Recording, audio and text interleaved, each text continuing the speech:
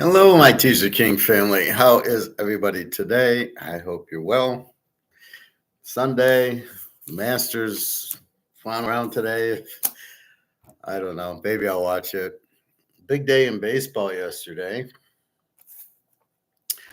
I had three picks. We lost the White Sox, and we won Houston and Pitt under. So 2-1 on the picks on the bets, and then the rest was Detroit over. Got lucky to win in overtime.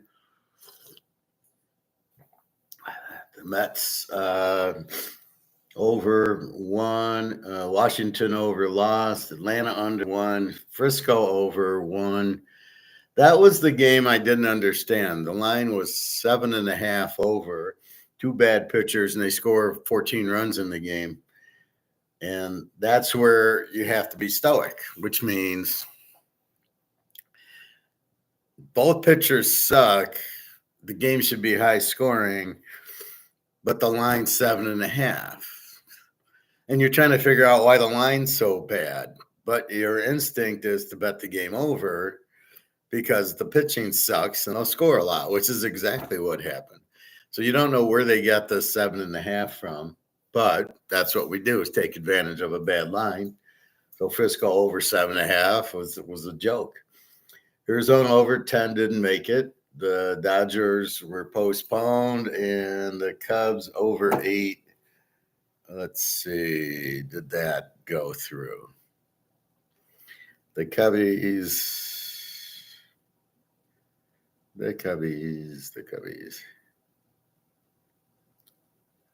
No, they won 4-1. So what happened? Hey, Luke. Just boarding a flight to Mexico. I look forward to seeing the gold silver markets tonight. Could be fireworks. Yeah, I'll tell you, Luke. Enjoy Mexico, first of all. Be safe there, please. It's all the price fixing because you saw the silver price get fixed $2. It was $29.75 going to 30, and at about 11:15, I was in the store buying silver and gold at the time, and everything was really high. The spot on the gold was 24.25, so I had to get my quarter ounce at 6.75. And then the spot dropped in gold like $60. Well, when it ended up finishing 23.40 something, and the spot at silver though dropped from 29.75 to 27.75. It was like crazy. I think it's at 28 now. So I would expect gold to go through the roof because I'm almost beginning. I don't know that anybody's buying it anymore because I don't think there's anything more to buy. So when we say there's 250,000 tons, I don't think that's out there. I think it's all bought by the central banks who are buying 400-ton bars. I know Zimbabwe has 2.5 tons. Is it 100,000 ounces? And they want to buy more. Well, I don't know if they can. I don't know if there's that much, if there's any more to buy. So this is going to be really interesting where the price skyrockets. Much other. The war could be breaking out. Let me see. The war could be breaking of the financial system. Well, the U.S. has their fingers in everything, right? So if you want to buy, you're okay because you have dollars. So if you want to go anywhere, you don't need to exchange your dollars for anything to buy the other thing, as what we did in Barcelona or Portugal or Berlin. I just go buy euros, right? But if you're, like I said, if you're Swiss and you want to go to Germany, you have to sell the franc to buy the dollar and buy the dollar, sell the dollar to buy the euro. And this is the problem. There's 84,000 tons. Good morning, Greg and John. There's 84,000 tons. No, 84 trillion tons. Sorry about that. 84 trillion tons of U.S. dollar out there because it has to be the middleman. And that's all coming home to roost. That's the whole point of the BRICS and the gold back currencies is you don't have to, right? I don't think Zimbabwe needs to, if they want to thing, I don't know if they need to buy US dollars to exchange their gold back BRICS for euros, let's say. I'm not quite sure how that's going to work. But that's where we're caught. We're the middleman, which might have been good making us money before, but now there's too much money out there and we're totally fucked. WF has gone to finance. You should go with Daria. WW is going to France. You said, well, I don't want to go to France. First of all, neither of us can speak French. She can't go there because Russians can't go to NATO countries. That's why we picked Turkey or Serbia. That's the only two places or other Russian countries that we can go to. Maybe China, but I don't want to go there, never get out. So, yeah, we can't. Plus, I don't speak French. At least most of the other countries we go to speaks English. Why would the WW go to France? I don't know. Do they have French wrestlers? Anyway, so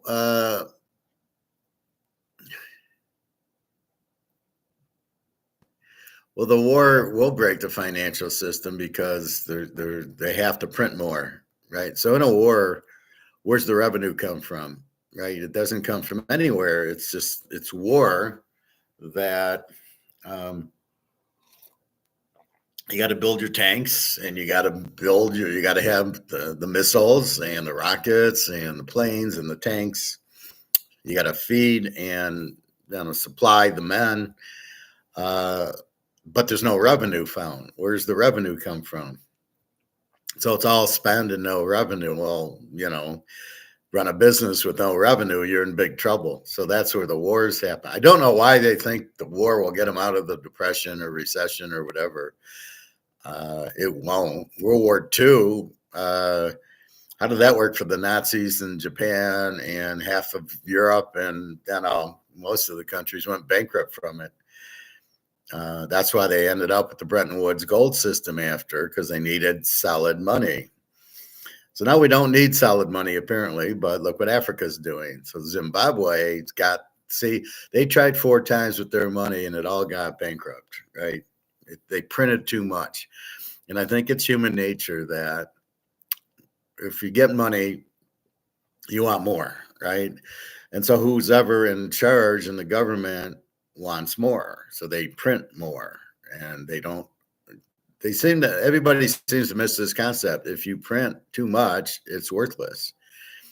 And that's what these MMT boys are, these Keynesians who think, well, we'll just keep printing and it doesn't have an effect on the money supply. It doesn't hurt the value, which is totally bullshit, which is why Argentina's in trouble, which is why Brazil and Venezuela and Greece and Sri Lanka and Germany and all these countries, Zimbabwe and probably most of Africa, are in trouble because they keep printing and nothing's backed by gold. The amazing part is we're on the gold standard from the 1879 to 1913 and everything's wonderful. We're the most productive countries in the world. The whole world was on gold.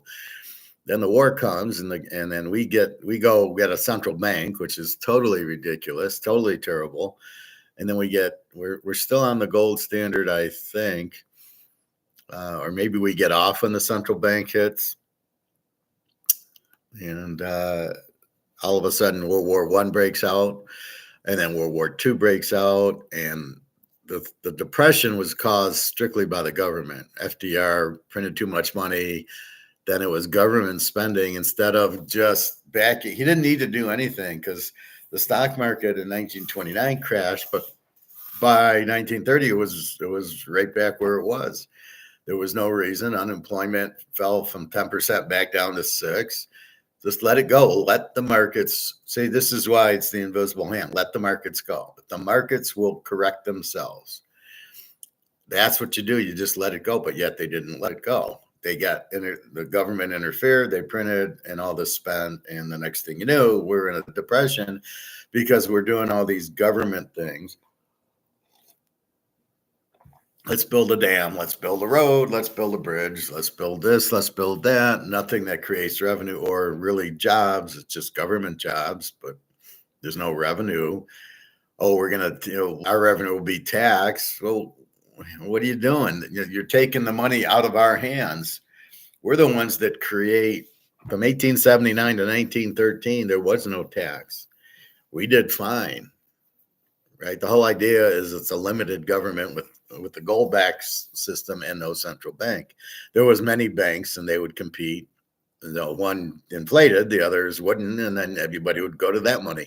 That's the free market. That's what we should be doing. So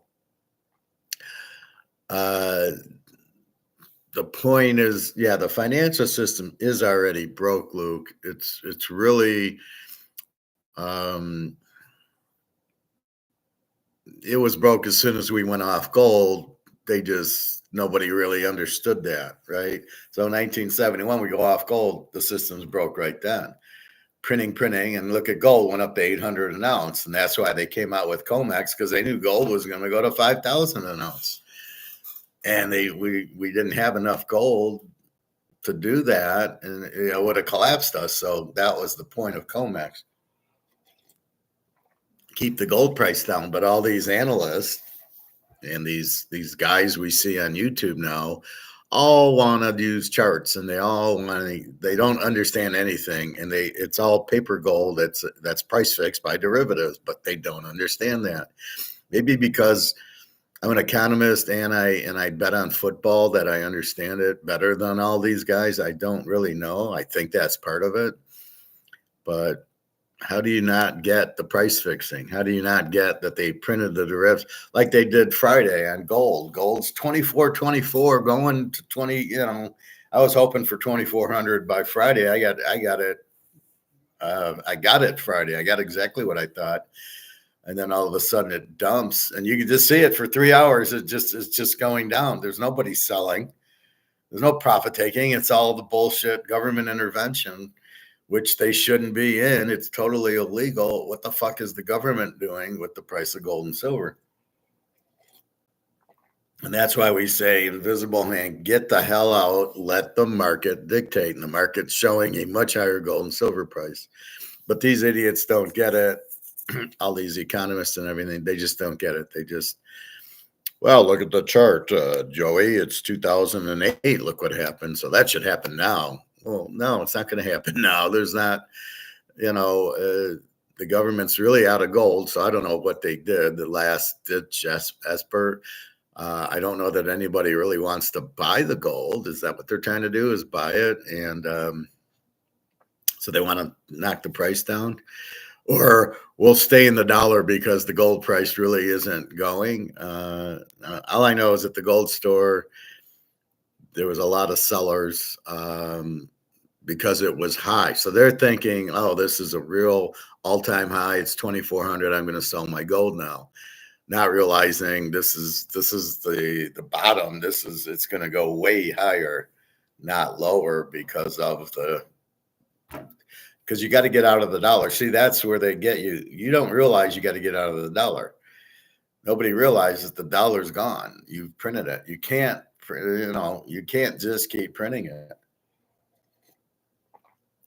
But they also did that. I showed you that MMT one where Britain and the Euro and the US just use MMT. Oh, don't worry about the debt. You can just keep printing money.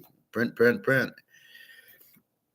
And why would they would listen to these idiots is beyond me. I mean, we know the gold standard works. We know you can't keep printing and it'll go to zero, but yet they do it, and they listen to some idiot. I was listening to one guy who was a Marxist. Oh yeah, MMT, you just keep printing and it's no problem because of resources or some bullshit, he said. Yeah, okay. So I thought that was ridiculous. But yes, gold and silver, I would expect to bounce back, because I would think the buyer, especially silver, I would think the buyers would rush in. Gold also, I think, I don't even know if there's any to buy, but I think they will. It's cheap. It's back to the 23.44. which is where it was a couple of days ago. And then it went up to 23.70 and then 24. So I expect it to push back up. I think they were just washing out their derivatives, and that's what they were doing. So anyway, Zimbabwe's got the right answer, and they won't have to worry about it because you can't print. If they do it the way it's supposed to be done, you can't print any more dollars than what you have. So if you have 2.5 tons of gold, you print whatever that value is in dollars, and that's it. And you turn the printing press off. I don't understand the worry. They can't print more than they have. So I don't, if you're going to do gold standard, you don't print anymore. So we will see what happens, but I look for the Zimbabwe gold to go, to the moon. I don't understand why it's 13-1. Like a $1 will buy you 13 Zimbabwe's when ours is crap and theirs is gold back. It should be the other way around. So really surprising there. Anyway, well, have a nice trip, Luke. We'll keep in touch. Should be fireworks, as you say, because they really were. They didn't go down because of sell. They went down because of the price fixing. So I assume they'll be able to do that. All right. So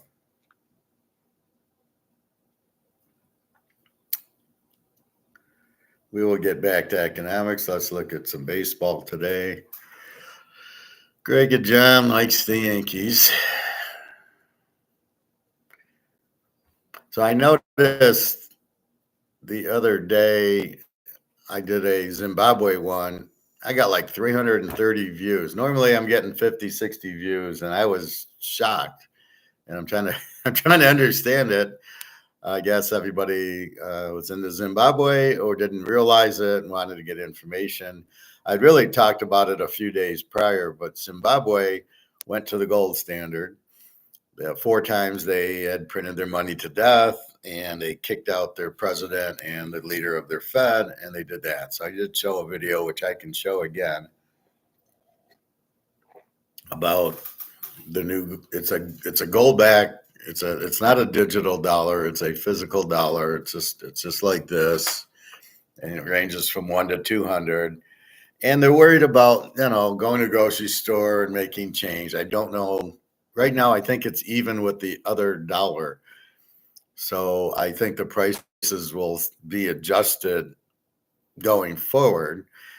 The problem is the cost of the grocery store to get the food should change, because now you're using gold back currency, which is much stronger than the other currency.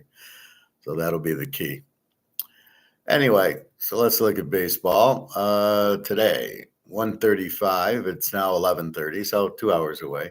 We got Milwaukee, Baltimore. Milwaukee 10-3, Baltimore 8-6. Baltimore is a 190 favorite at 8.5 over under. Colin Ray 2-0 with a 164 against Corbin Burns 2-0 with a 193.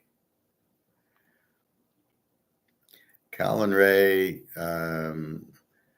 pitched 5 innings, gave up 1 run. Pitched 6 innings, gave up 2 runs. So this guy looks pretty legit. Let's see. He's had a high ERA the last few years, but hasn't pitched much. 2023, he started. So it looks like he's been hurt or something in 2016 and 2020, 2021. He didn't pitch in 2022. 2023 he started 22 games, and his ERA was 4.55, and this year he's pitched in 2 games, and his got a 1.64 ERA. So I don't know. It's hard to really get a feel for these guys. I can only see what he's done the 2 games this year. He's given up 2 runs and 1 run. And let's look at Corbin Burns for Baltimore. He's 2-0 with a 193. He's pitched in 3 games, gave up 1 run to California, 2 runs to Kansas City, and 1 run to Boston. And all 3 were winners. And he pitched 6 innings, 5 2/3, and 7. So he's pitched 3 games, and so his ERA is good. He's been on Milwaukee. He just got traded to Baltimore this year.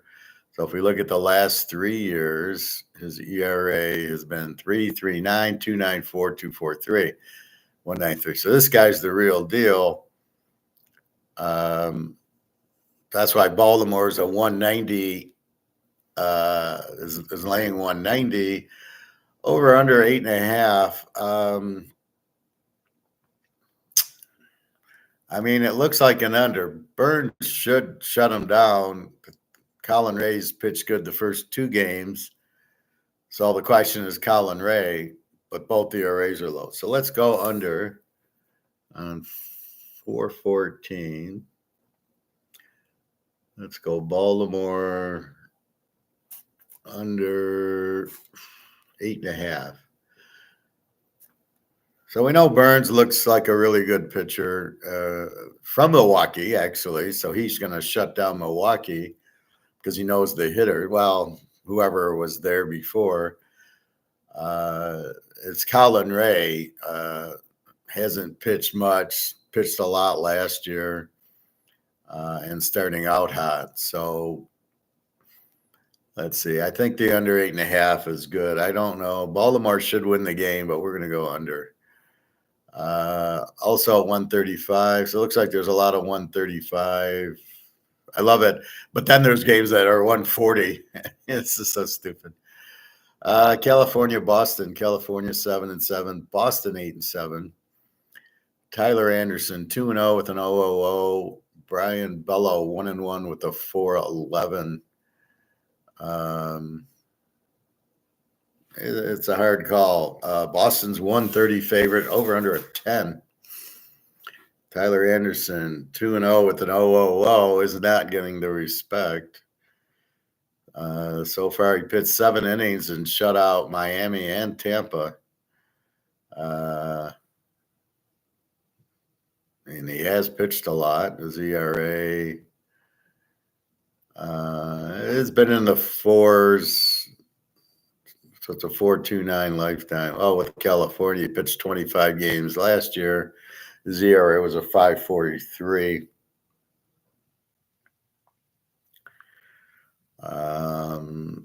And then you got Brian Bello.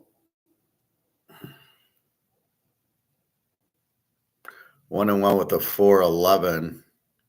He's pitched 3 games. He's given up 2, 4, and 3. He gives up a lot of runs. 5 innings pitched against Baltimore, gave up 3. 5 innings against Oakland, gave up 4. 5 innings against Seattle, gave up 2. He's like a 4.0 ERA guy. So his 4.11 is right where it should be. Tyler Anderson looks good. See, California should score. Boston might not. So let's go with California. And it's plus 130. I think that's a good dog right there. Pitt and Philly. Philly 190, 8.5. Mitch Keller 1-1 with a 5.29. Zach Wheeler 0-2 with a 1.89. Keep in mind, I know there's a lot of people that join that one day. I jump around, obviously. So as the topics come in, it's live. I get comments. So I'm doing baseball now because it gets into the 1:30. I took some economic questions because of Lou going to Mexico, who is a friend of mine, and he's boarding his plane. But so I'll jump from economics to gold to Stoic to baseball to football. I'm very strong in those areas. So that's kind of the way my class goes. So just in case you're wondering, I don't think I get 336 with football. So I was like shocked, but very happy. So please come on and ask questions if you'd like, and get to know the professor, because I I got my solid core students, but 336 is, I'm very touched. So I hope you learned um, what it is. And really, I looked, I mean, I talked about Zimbabwe earlier in the week and showed some videos on it.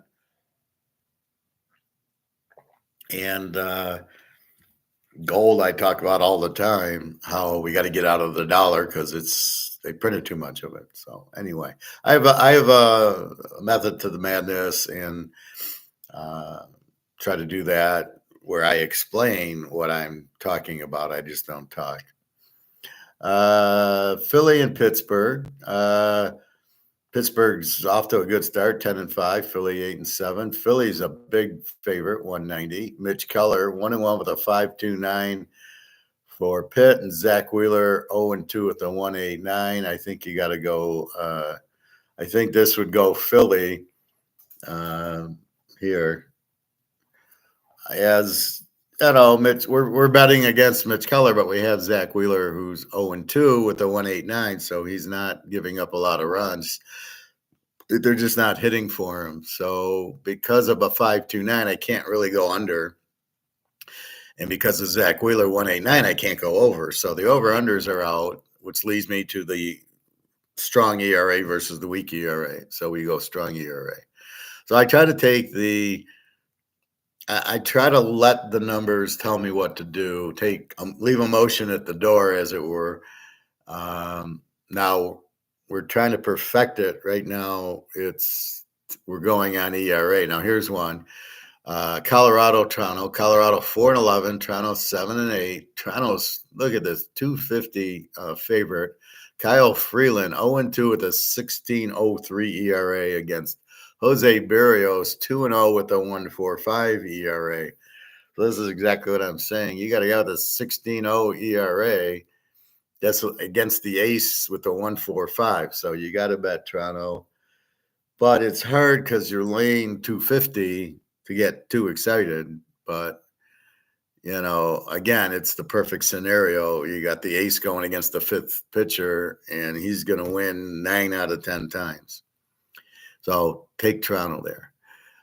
We're still at the 140 times. The Yankees against Cleveland. Greg John likes the Yankees today, but he's not a handicapper. So we will not get distracted by Greg John. We're going to look at the game as if we didn't read that and do it our own way. And then let's see, we come to the same conclusion.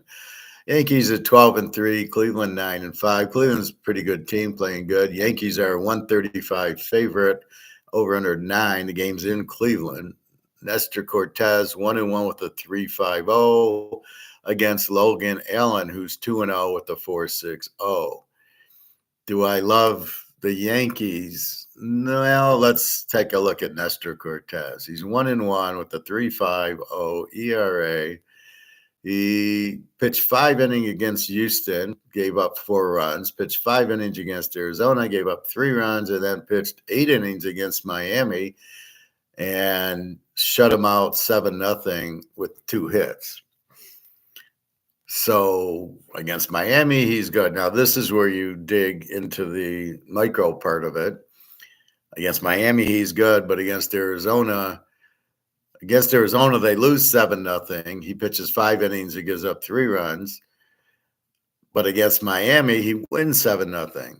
So maybe Miami, the matchup then becomes different. And that's what we do a lot with football, is the matchups. So in this case, I'm probably, do I get the first 2 games where he gives up 4 and 3 runs, or do I get the last game where he gives up 0 runs? Cleveland's a pretty good hitting team. Let's go back a few years, the last 21, 22, and 23 with this guy.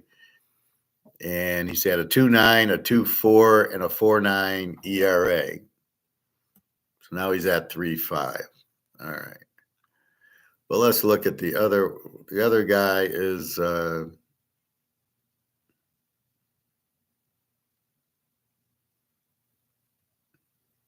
yeah, I went to the Mets. Okay. The other guy is Nestor Cortez. Oh no, that's who I looked at. The Cleveland guy is Logan Allen, who's 2-0 at the 4.6 ERA. He's pitched 3 games. 5 innings against Oakland, gives up 3 runs, and then he shuts out Seattle in 6 innings and shuts out the White Sox get 5 runs on him in 4 innings. So you can see the dichotomy of what I'm saying. So against Oakland, 5 innings pitched, gives up 3 runs. Against Seattle, 6 2/3 inning, doesn't give up any. Then against the White Sox, pitches 4 innings and gives up 5 runs. So that's why everybody's different. It's all the matchup and how is he going to do against the Yankees. So, well, I probably haven't heard of 100% of the pitchers, of the players. That's how weak it is. This is the problem with baseball. There's no Willie Mays. There's no Mickey Mantle. There's no Joe DiMaggio. There's no stars that you are going to watch. Roberto Clemente, even Bobby Bonds, Barry Bonds, Bobby Bowe. There's no star. So there's no Frank Thomas. There's no Ken Griffey Jr. So who wants to watch a bunch of bums, right? So, and the same with the pitchers. Every team has 20 pitchers on the roster. I mean, it's a joke. So baseball and like basketball have gotten ridiculous. Basketball is all 3-point shooting. Here's this guy on Purdue, real good player. Well, I don't know if he can get drafted because we can't play a down low game anymore. Why not? Well, everything's spread the court and shoot 3-pointers. Well, doesn't have to be. Why don't you? But if you had Kareem and Wilt, you still going to do that, or you're going to feed Wilt? You're going to feed Kareem and he'll do skyhooks on you.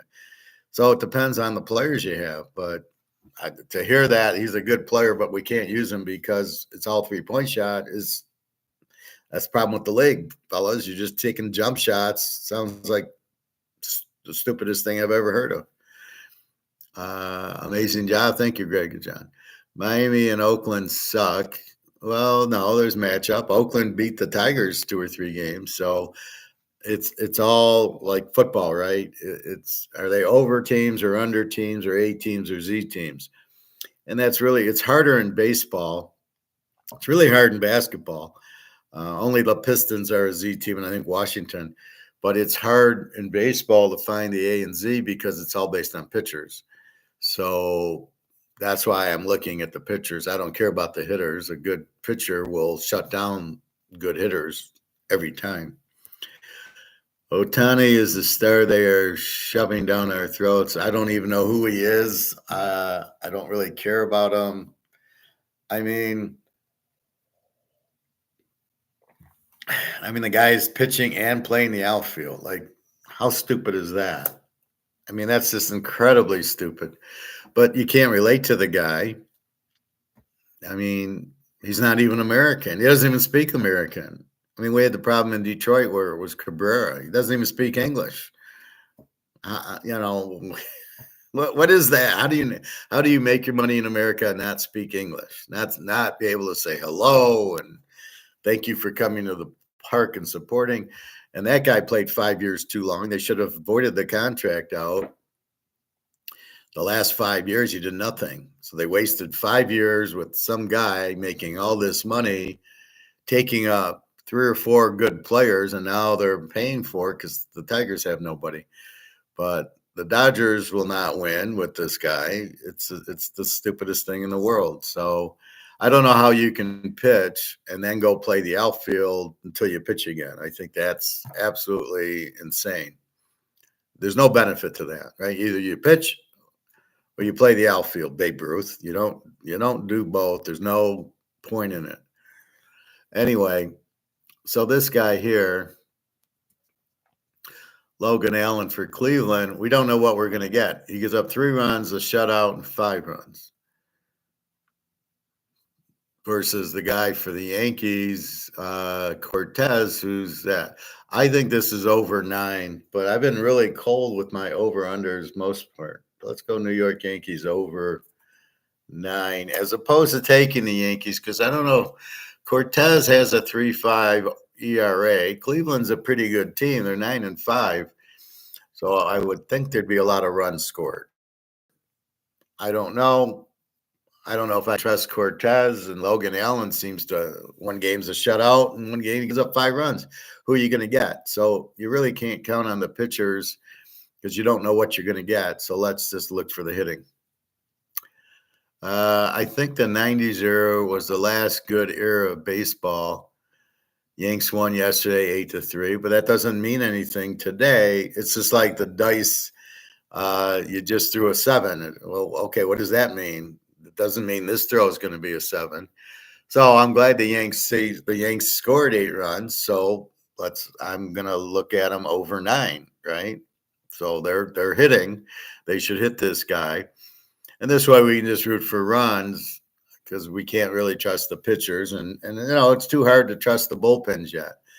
I think one more week and then I can really dissect the bullpens and we'll have a real good idea on the starters.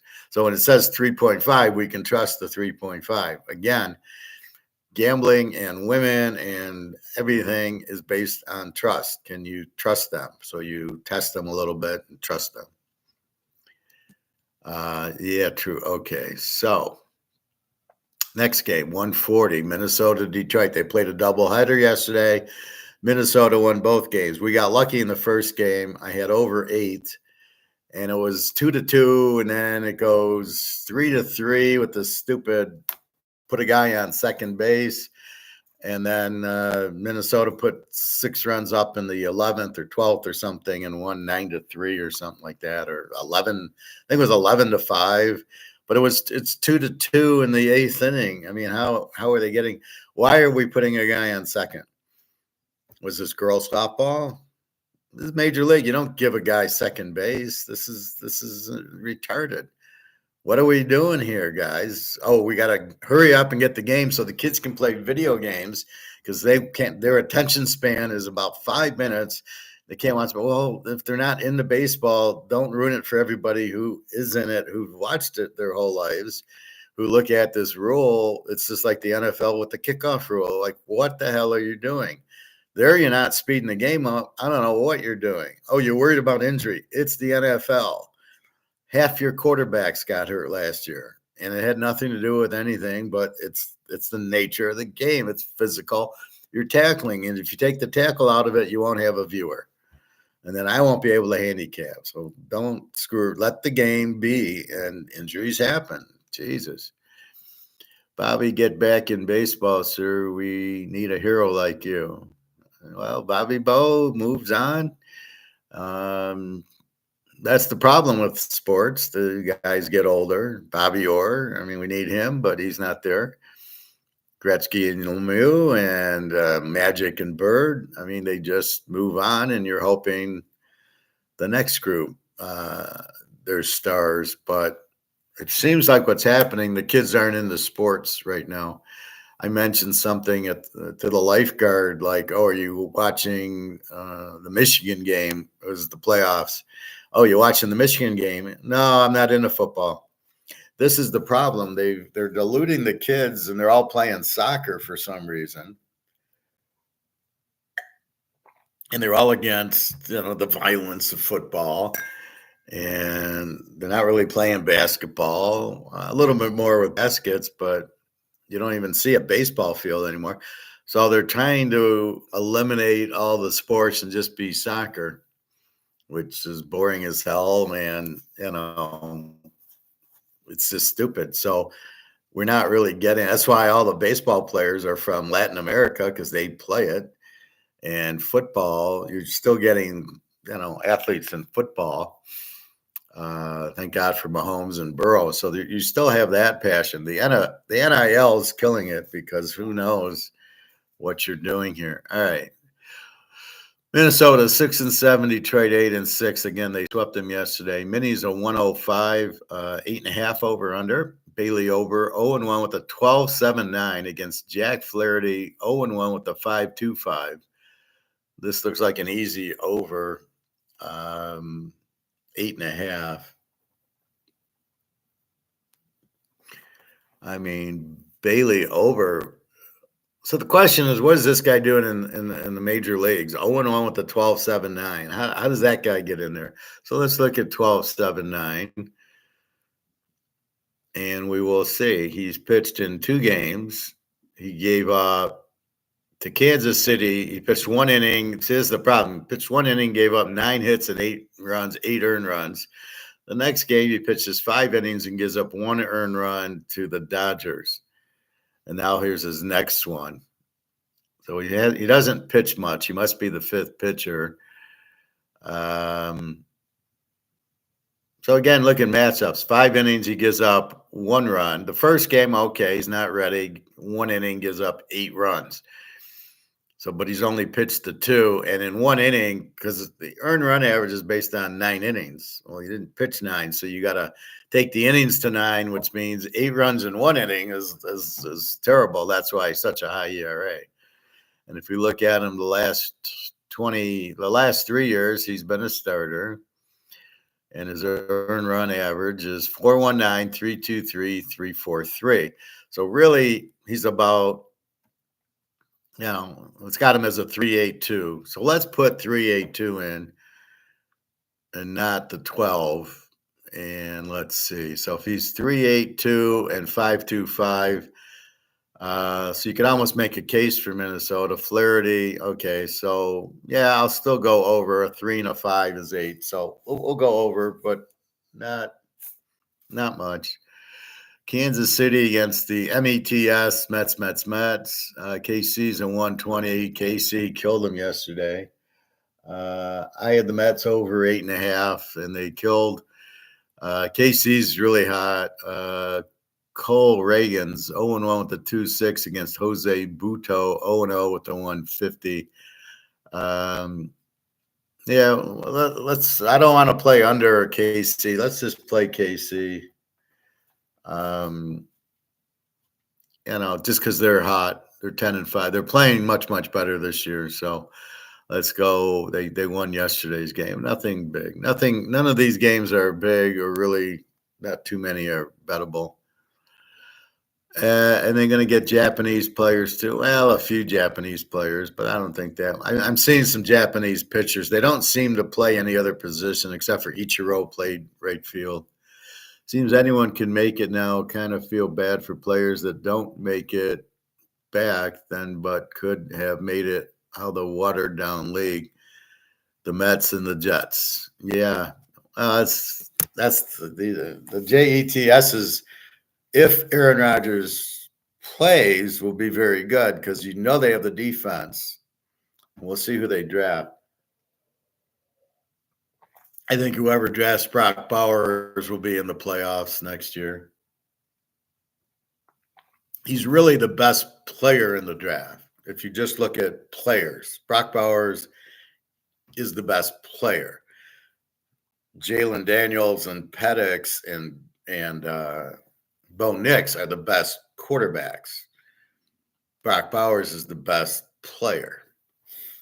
And so, I'd be careful trading out to get other players because it really matters. If you got a superstar like Brock Bowers and you don't take him and you trade out, what are you going to get, an offensive lineman 20 picks later? How's that going to help you? You get a chance to get Brock Bowers, you shouldn't be trading it out. That's ridiculous. So, I think San Diego is pretty low. They need Brock Bowers. They let the receivers go. So, anyway, the UFL is on now. Houston. I mean, half the NFL quarterbacks should be in that league with The Rock.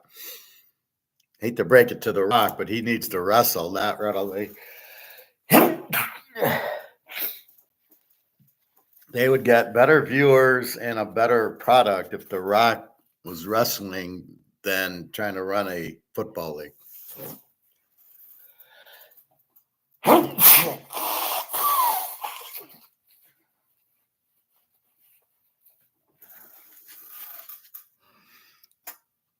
All right. 49ers in Tampa. We're still, all these games are at 1:40. So it's good. It's only noon. San Francisco is 6-9, Tampa 8-7. They're both pretty good teams so far. They all go on streaks. That's why I like Kansas City. They're on the streak. Oh, wait a minute. We got Atlanta, Miami. My apologies. Atlanta 8-5, Miami 3-12. Miami's having problems. Charlie Morton 1-0 with a 3-1-8 against Jesus Luzano 0-2 with the 7th. So this is automatically an Atlanta. This would be a bet, Atlanta. All right, Morton's okay, but they're a good hitting team, and they're facing a pitcher who's 0-2 with the 7-2-0. Atlanta should score a lot of runs. Again, Miami's just bad. They're not hitting, so I don't know you're going to get an over. I think Atlanta wins 8-0 or something. So let's go Atlanta. Frisco at Tampa. Games in Tampa. We got Frisco 6-9, Tampa 8-7. Blake Snell 0-1 with a 9. I thought he pitched pretty well last time against Sean Armstrong 0-1 with a 5.68. This looks like an over, so we'll go SF over 8. But I thought Blake Snell pitched pretty good.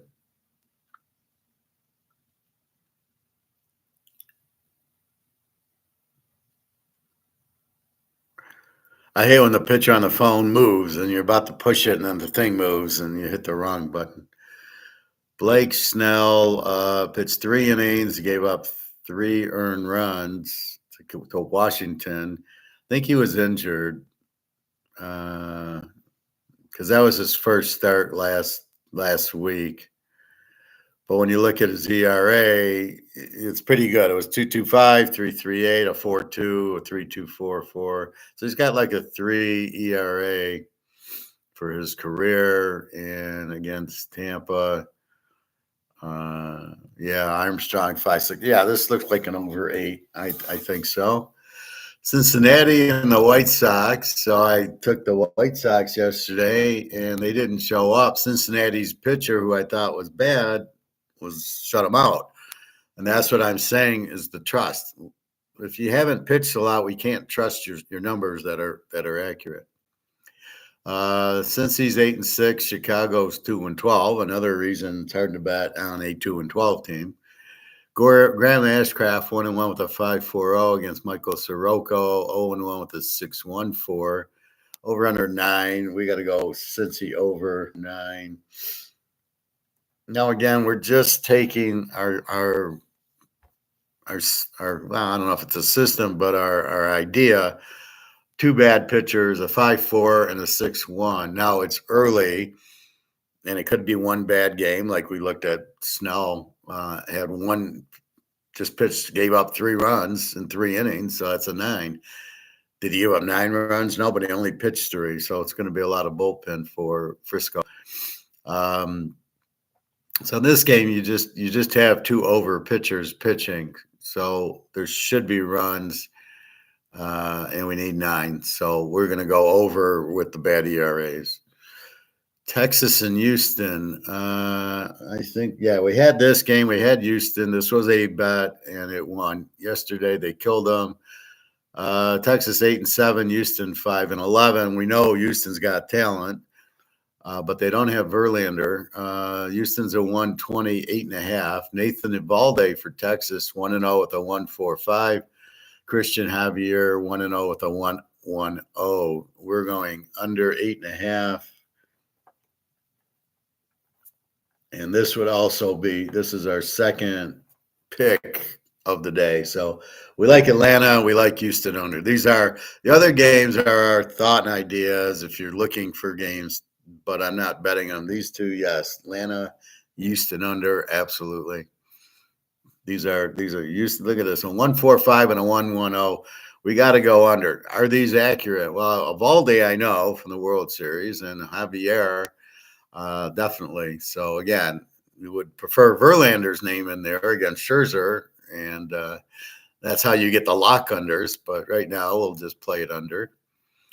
Greg and John, allergies. Do you have food allergies? No. Do you have any allergies from dust? No.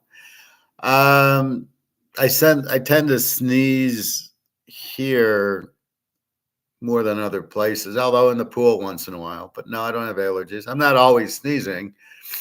Um, but I'm not aware of any allergies, and I'm not sneezing constantly, so I don't think so. Washington against Oakland. Washington 6-8. Oakland 6-9. Oakland's favored 135 and an 8.5.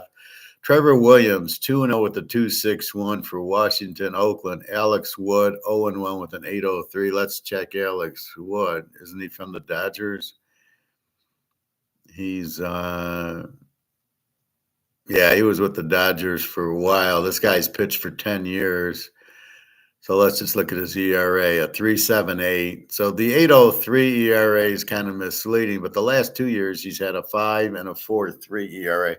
So let's really, the 2 years in San Francisco, he had a 5.1 and a 4.3 before the Dodgers hit some pretty high.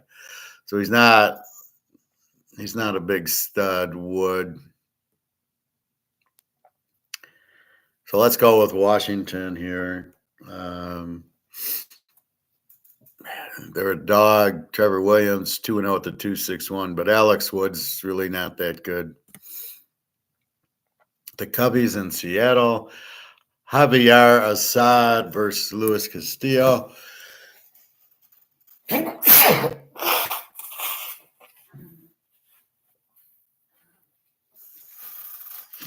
Again, this is probably dust. I would assume. I'm not allergic to it, but I don't really dust as often as I should. But that's it seems to be when I sneeze more at the computer.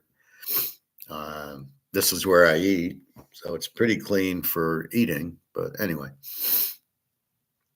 so we're gonna go Washington here. The Cubs in Seattle. So now we're getting into the 4 o'clock games. Oakland and then Chicago, Seattle. Javier Assad 1-0 with the 1.64 against Luis Castillo, 0-3 with the 6.89. We're gonna go Cubbies.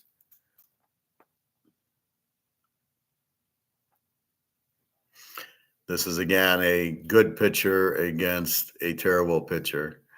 Let's look at Javier Assad. He's pitched in 2 games, 6 innings against Colorado, shut him out, 5 innings against San Diego, and gave up 2 runs. So he's pretty good. 2023, his ERA was a 3.05. So pretty good pitcher. Seattle's guys 0-3 with the 6.89. So the Cubbies should do that, or they should hit them. Over under a 7.5 makes no sense. We might have to go over. Louis Castillo 0-3 with the 6.89. Throws a lot of strikeouts. 5 innings against Boston, 4 runs. 5 innings against Cleveland, 4 runs, and 5 innings against Toronto, 4 runs. His overall ERA is 3.59. He had a good year in 2022, gave up 2.86, 3. Question is, can these teams hit? If these teams can hit, it's way over 7.5. So I like the Cubbies.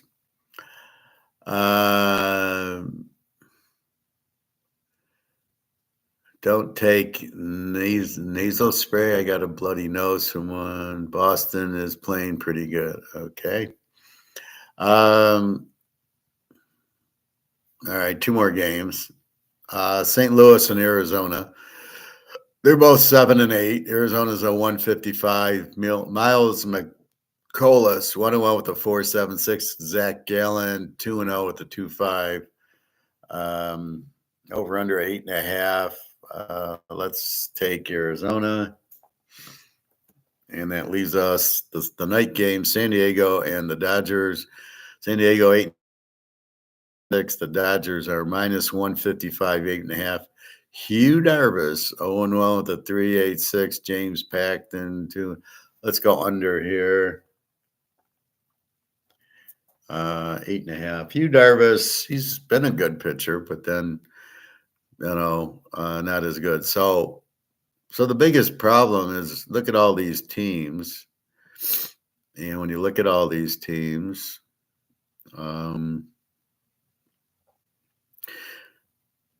how many good players are there? There's not enough good players. Sorry, there's not enough good players for all the teams, and this is the problem in baseball. As less Americans are playing and more Latin Americans are playing, how good are they? And then it becomes you have no stars, so you have a bunch of average players, so it's going to be inconsistent. I don't have Pete Rose and Johnny Bench, and I don't have Frank Robinson and Brooks Robinson, and I don't have Mickey Mantle and Willie Mays. So it becomes, who do you bet on? Like, take Joe Burrow and Mahomes out, and the NFL is terrible. So who do I bet on here? Well, I don't have good players. I don't have any good players. And then they go, and instead of taking guys who can hit 300 with power, they're trying to get everybody to hit home runs. So you have very few 300 hitters. The home run guys strike out a lot. So your games are boring because it's all strikeouts because you don't have any hitters. I don't understand the change, right? Everything's going well. Well, it's like the economics. The gold standard works, so let's go to MMT and we'll print money and we won't back it. And then we wonder why everybody's having hyperinflation in the world. And the whole world's getting screwed by these MMT guys, and you wonder, where's this coming from and why are we changing to it? And it's the same thing with baseball. Why are they screwing around with it? Why are you saw it in football too. In football, they're going more to the running quarterback, and they go to a two deep zone, and it's all passing. They don't even draft running backs. Like, what are you? You're out of your mind. You need the running back. You need balance. You need a balanced offense, and you need to be able to run the ball, especially in the red zone. And you're getting away from that. Why? It doesn't work. The best teams in the league run the ball. Frisco with McCafferty. KC, Cincinnati had Mixon. KC's got Pacheco. The Rams have a great runner. The Lions have a Montgomery, and you go down the list, and the teams without the running backs don't do shit. Buffalo and Baltimore want to use their quarterback as a running back. No, you need a running back. So it becomes, why are we making the change? It doesn't benefit. It's like electric cars. There's no benefit in getting an electric car because you're making me take longer to charge the car and more often than it would be to put gas in the car, and I'm good for a week. I'm good for 400 miles on my tank. So I could drive 4 hours and not worry about filling it up or just everyday use. I'm good for 8 to 9 days. Driving around, filling up in 5 minutes, gas, and off I go. And you're changing to electric car, and there's no advantage. People getting caught in the car where they can't unlock it because the battery dies. Fires, doesn't work in the winter, doesn't work in the summer. The mileage is terrible, and you're constantly worried about, will the battery die? And then as you own the car more, the battery won't keep charge, as our cell phone and our computer, right? The cell phone, you plug it in, it lasts, a day and a half in the beginning, and now it's, you get 5 hours out of it, and you got to recharge it. Well, that's, the batteries don't hold charge. So why would we go to an electric car? There's no value in it. Why are we going to all these wide receivers in football instead of the running backs? It doesn't make sense. The running back is the key. The quarterback, you must have a running back and you must have balance, but you don't. And the same thing here in baseball. Let's just hit home runs or we're going to strike out. What is that? The league trying to make money by having home runs and watching a bunch of 200 hitters hit 20 home runs a year and everybody falling asleep. So you got to make the game go faster because you've screwed the game up. It's so boring right now. And then you got a pitch cloud. So you're so worried about the speed of the game because it's so boring that you got to have clocks for the batter, clock for the pitcher. Oh, if we get to 10 innings, we got to get the game over. we must do it in 2 hours. Why? And then so we got to put a guy on second. Why don't we just load the bases in extra innings? Or why don't we just have home run derby in the 10th, and so, like they do in soccer? They play the whole game, and then they have free kicks, or hockey where you play the whole game, you get the overtime, and it's penalty shots. So why don't we just have home run derby? I mean, it's so stupid. Football you keep fucking around with. So why is there now let's pass the ball more? So they go to a 2 deep zone, and now the passing doesn't work, and the score is way down. Half the teams can't score 20 points a game.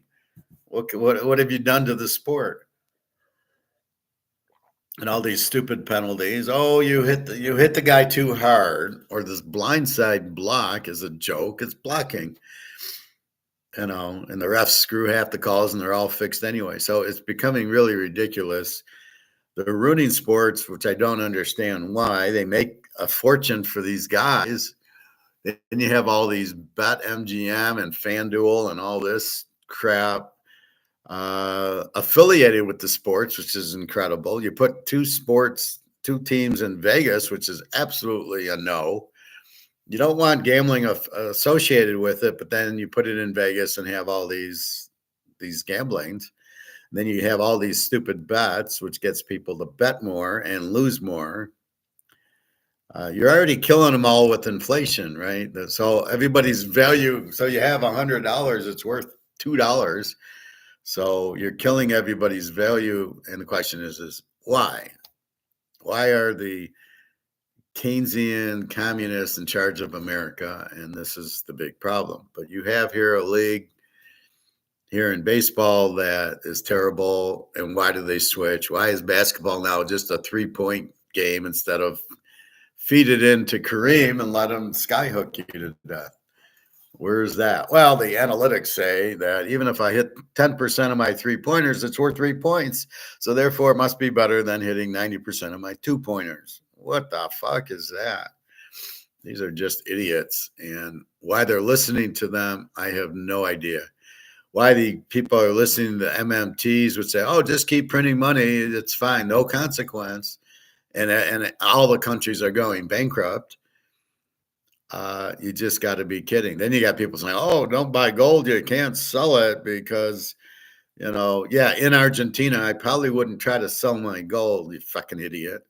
This guy should just, like, some of these guys do these shows and people, I guess, are just clueless.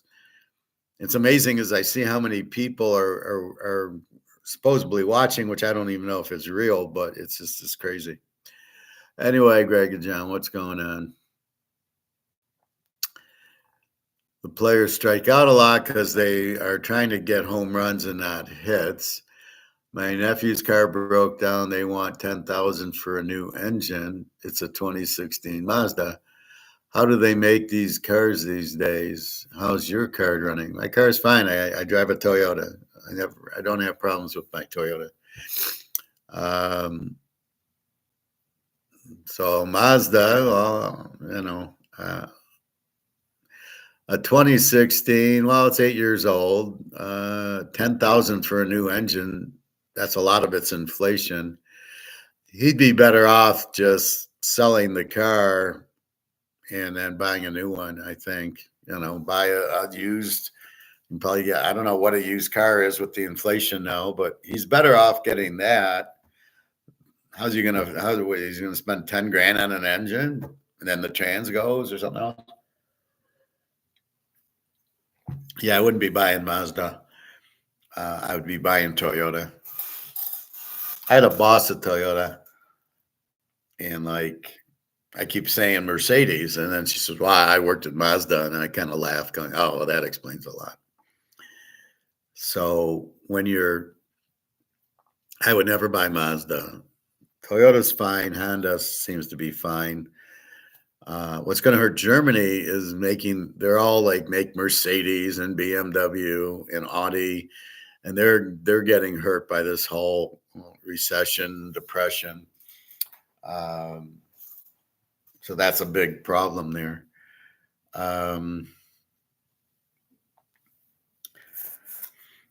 Anyway, yeah, I mean, cars, you got to be careful. It's a lot of scams going on. I interviewed for a job. The guy sends me, oh, we're going to apply you tomorrow for this job. Okay. And he said, but can you fill out this application? Now, I really, until we have an interview and an offer, I really don't want to do this. And so I got to do it so he can submit me. And then, but I got to put in my birth date and my social security number. And I'm really sensitive about doing that. And I should have put a fake social security number in, and then fixed it if I got the job. So, I'm a little bit worried because I didn't hear back from the guy. I did call him and he said, oh, yeah, no, we're waiting. But I really feel uncomfortable that I gave him too much information. So in the future, stuff like that, it's a phony social security number you got to give. You can't give that away. Even if he's legit, you can't give it away because then all of a sudden you got all this other crap happening, you know. Plus, you don't want your social security number and your birth date at the same place. So it is for a job, but again, I haven't heard from him. And although it seemed legit, they gave me a website and it did go into this thing. So, and I call him, he does answer. So I think it's legit, but I thought I tried to get into it to change my social, but I can't get my information back for some reason. So a little bit query. And then they ask for references. I'm like, well, why do you need it? A, just I worked in Mercedes 4 years, and B, when the time comes when we're going to get the job, you can talk to my references. Until then, fuck off. Mercedes-Benz is a souped-up Toyota. Was Mercedes a good car? Mercedes is much better than Toyota. It's not a souped-up Toyota. I think what you're talking about was that other one. I can't think of the name, but there was a Toyota car, the souped up Toyota. It wasn't a Mercedes. Mercedes is German and Toyota's Japan. So you got your things in there. I think it was Lexus. Lexus is a Toyota, a souped up Toyota, but Mercedes is German. It is not anything to do with Toyota. Mercedes is a good quality, good car. I've never bought one. I was going to buy one at Toyota when I worked at Mercedes. I was contractor, but they didn't give me a discount, and it was like 40 grand. And I don't really want to spend 40 grand on a car. I'd rather buy gold and silver with it. See, I think differently than everybody else. I don't need the status of a Mercedes. I'm thinking, what's the best value for my investment? And it's the best value is to buy gold and silver than to play stocks, than to buy an expensive car. So I tend not to. I look at a car as it drives me to the gym. It drives me to the grocery store, to the airport. If I'm working to work, that's what a car is. I don't need it. I don't need to spend so much on a car so I can say, look at me, I'm in a Mercedes. I don't need that, but I'm stoic. Stoic people don't need that. So that's why I don't. Lexus, I meant. Yeah, Lexus is Toyota. Same thing. And again, I'd rather have the Camry than the other. And it's just the quality of the car. So better engineering, better quality. Ferrari's a great car, but it's like $500,000. I'm not going to buy that. Plus, you can't really race it. You can't really go 150 miles an hour in a city. I mean, you'd need that in an open, in like Las Vegas, where you could get into the desert with it. You could drive fast, but not in Detroit, where you're gonna go with the Ferrari here. Anyway, so that's baseball. Again, we like these games start. Most of them start in an hour. Baltimore under 8.5. California, Philadelphia, and Toronto. Straight those teams. The Yankees over 9. Detroit over 8.5. Kansas City, Atlanta, Atlanta's our pick. Let's call it our 5-star. Frisco over 8, Cincinnati over 9, Houston under 8.5 is our other 5-star. Washington, the Cubbies, Arizona, and San Diego under 8.5. I'm not betting all these. These are small plays if you're interested. Atlanta and Houston are the two best. And like yesterday, I had 3 best, and Pitt under 1, Houston 1, and I lost with the White Sox. And again, I'm basing it mostly on pitching, like I would base it, football on quarterbacks and defense. And a good defense will take the quarterback away, as we saw that with Kansas City shutting down Lamar, and Baltimore shut down C.J. Stroud. Again, NFL, it's the coaching's so bad. You've got to, and the problem is going to be college. These players are a bunch of crybabies, and that's who you're bringing on. Caleb cried after losing a game. I mean, I think he lost to Washington and cried, and he lost to UCLA, and he lost to Utah, and you're sitting there going, why is this? Why do they think he's so good? Because he in the Oklahoma offensive scheme, which has not produced any good quarterbacks. It's all about the receivers running around. It's a helter-skelter, and the quarterback scrambles. Like Hurts and Kyler Murray ran, right? The receivers went down. They just ran. Caleb did not run.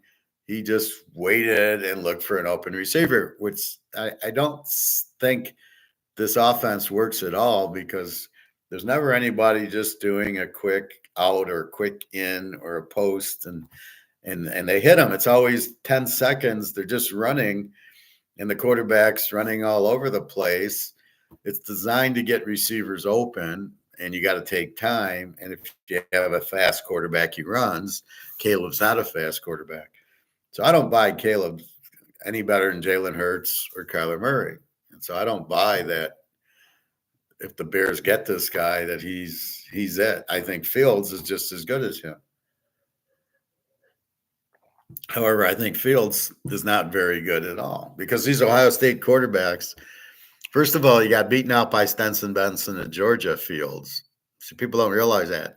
He got beaten out by Bennett at Georgia, who won 2 national titles, and he's on the Rams, but I don't know what's going on with him. And then he transferred to Ohio State. Well, the problem is Ohio State never has a good quarterback in the NFL, because they don't teach the quarterbacks how to read the defense. So they come to the line, and if there's so many guys in the box, they run. If there's so many guys in the box, they throw. They have good receivers, and so they get a lot of stats, and they look really good in college, but you don't get that. They're not running a pro offense. So that's why when they get into the pros, a guy like Fields or JT Barrett or Herb Kirkstreet, this is why they all suck. Well, Herb Street never made the pros, but they all suck because they don't know how to handle these defenses. They've never seen them before. So they all look at Fields. He was terrible, but he started running. This is no. We want you to throw the ball, not run the ball. You got big receivers now. They got Keenan Allen and RJ Moore or whatever.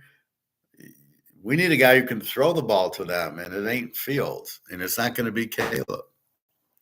Penix would be a much better pick, or Daniels. Daniels probably, because the line sucks and they don't really have running backs, so they'd be better off with a scrambler quarterback until they figure out their offense. The guy from Philly, from Detroit, who was from Georgia initially, the running back came over, but he sucked on the Lions. He was good on Philly because they had all these extra weapons. So I don't see him being very good.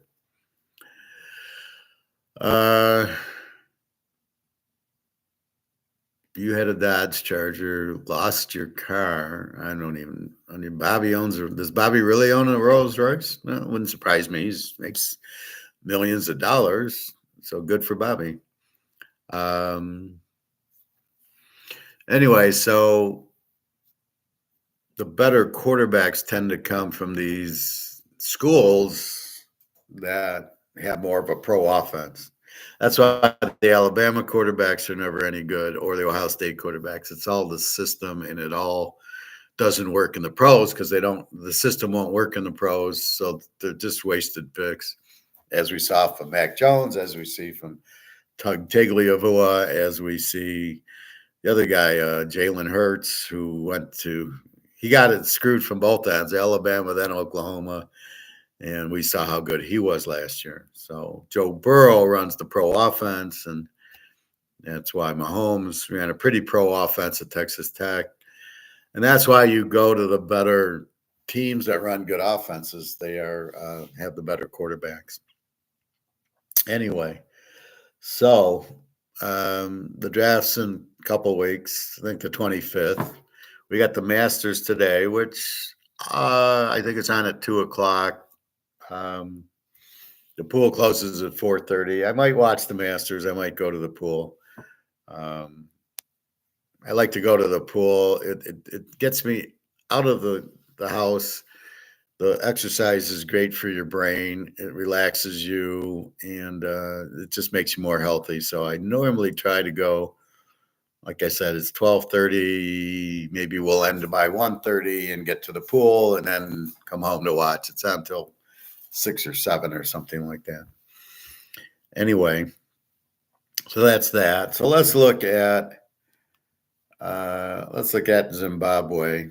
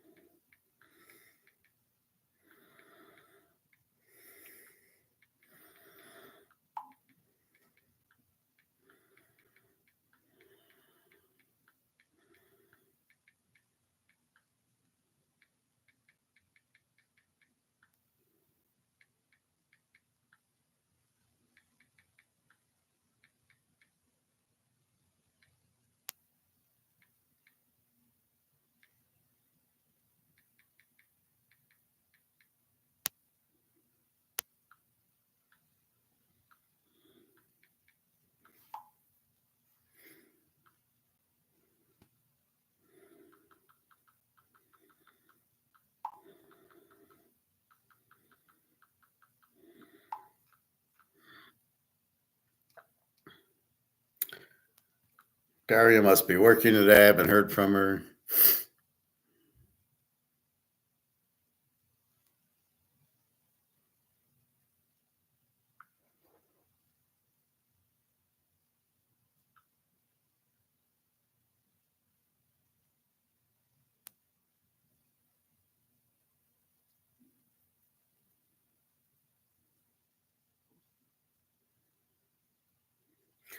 So let's take a look at Zimbabwe. Can you keep your family safe and emerge stronger, united by a shared vision of economic renewal? Zimbabwe gold zig currency represents a bold departure from its troubled economic past. In southern Africa, Zimbabwe has long grappled with economic instability, characterized by hyperinflation and a lack of confidence in its monetary systems. The introduction of Ziggy signifies a significant shift in strategy, aiming to restore stability and confidence in the country's financial landscape. By pegging the currency to precious metals and bolstering it with foreign reserves, Zimbabwe seeks to provide a solid foundation for its monetary framework, signaling a departure from the rough cycles of inflation and currency devaluation that have plagued the nation. This move is not merely a domestic affair. It reverberates across Africa, where economic stability remains a pressing concern for many nations. Zimbabwe's bold step is a potential model for other countries grappling with similar challenges, offering insights into navigating economic turbulence and rebuilding trust in financial institutions. As one of Africa's most prominent economies, Zimbabwe's success in implementing a gold-backed currency could inspire confidence and catalyze economic reforms elsewhere. Moreover, the introduction of ZiG holds profound implications for Zimbabwean citizens who have endured economic upheaval in recent years. For ordinary Zimbabweans, the volatility of the local currency has translated into daily struggles to afford necessities and preserve the value of their hard-earned savings. By anchoring the new currency to tangible assets like gold, the government aims to instill stability and safeguard the purchasing power of its citizens, offering a glimmer of hope in the face of uncertainty. But why is this new currency being launched? Zimbabwe's turbulent relationship with its local currency has been a recurring theme in its economic narrative.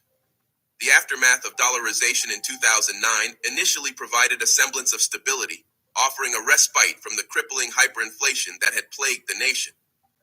However, this period of calm was short-lived, as Zimbabwe soon found itself trapped in a complex array of economic challenges. The once proud Zimbabwean dollar, symbolizing national sovereignty, crumbled in the face of hyperinflation, leading to widespread disillusionment among citizens. The erosion of confidence in the local currency prompted a widespread shift towards foreign currencies, most notably the US dollar, to preserve value and conduct daily transactions. While this move provided a reprieve from the volatility of the Zimbabwean dollar, it also highlighted deeper issues within the country's monetary system. Despite intermittent efforts to revive the local currency, including the reintroduction of the Zimbabwean dollar in 2019, trust remained elusive, and the currency continued its downward spiral. The persistent depreciation of the Zimbabwean dollar exacerbated inflationary pressures, eroding the purchasing power of ordinary citizens and perpetuating a cycle of economic uncertainty. This currency conundrum undermined. So what are they saying? You keep printing the money, it becomes worthless. And if the population says, well, I can't trust the currency is worthless. And that's what's happening here. You're printing it and printing it, but we're not at the point where we don't trust the currency yet. But as they keep devaluing it, we're not going to trust it. Now, I already don't trust it because I don't really trust these guys because I know better. I got a master's in it. So I know that if you keep printing, you're going to be Zimbabwe, you're going to be Brazil and Argentina and Venezuela and Greece and Sri Lanka and Pakistan. They all print. That's what's happening in the UK and Europe and everything else. You can't keep printing something that's not backed by anything. So the first problem is the dollar's not backed by gold. It's not backed by anything. The second problem is you keep printing it. So right now the trust is in the US dollar because we're the strong player and we have the reserves and we're the best currency supposedly. Well, we're not.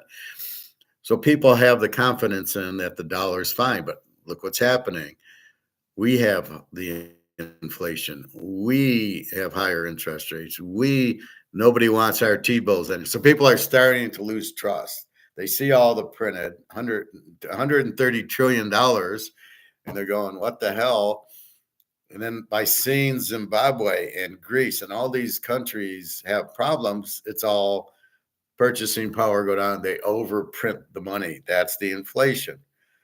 So as you see it happen in other countries, you then start realizing what's, like the lights are turning on. Wait a minute. If you print all this money, it's worthless. And then I don't want it. And then so you lose confidence in it. And the only money they have is gold. So this is actually a good thing for the world because then people will see, hey, you know what? They had hyperinflation for 30 years. Their economy sucked. Their country's poor. They go to a gold standard and it's fixed because you can't print gold. So now they start realizing, wait a minute, if we go to a gold-backed system, everything's better. We have confidence in our money. They can't overprint it because they can only print as much money as they have gold. That's why all the central banks. So the way that the game's being played out is every central bank in the world is buying gold. Now you've got to carry it forward. So what I like to do is say, well, the Titanic, it hit the iceberg.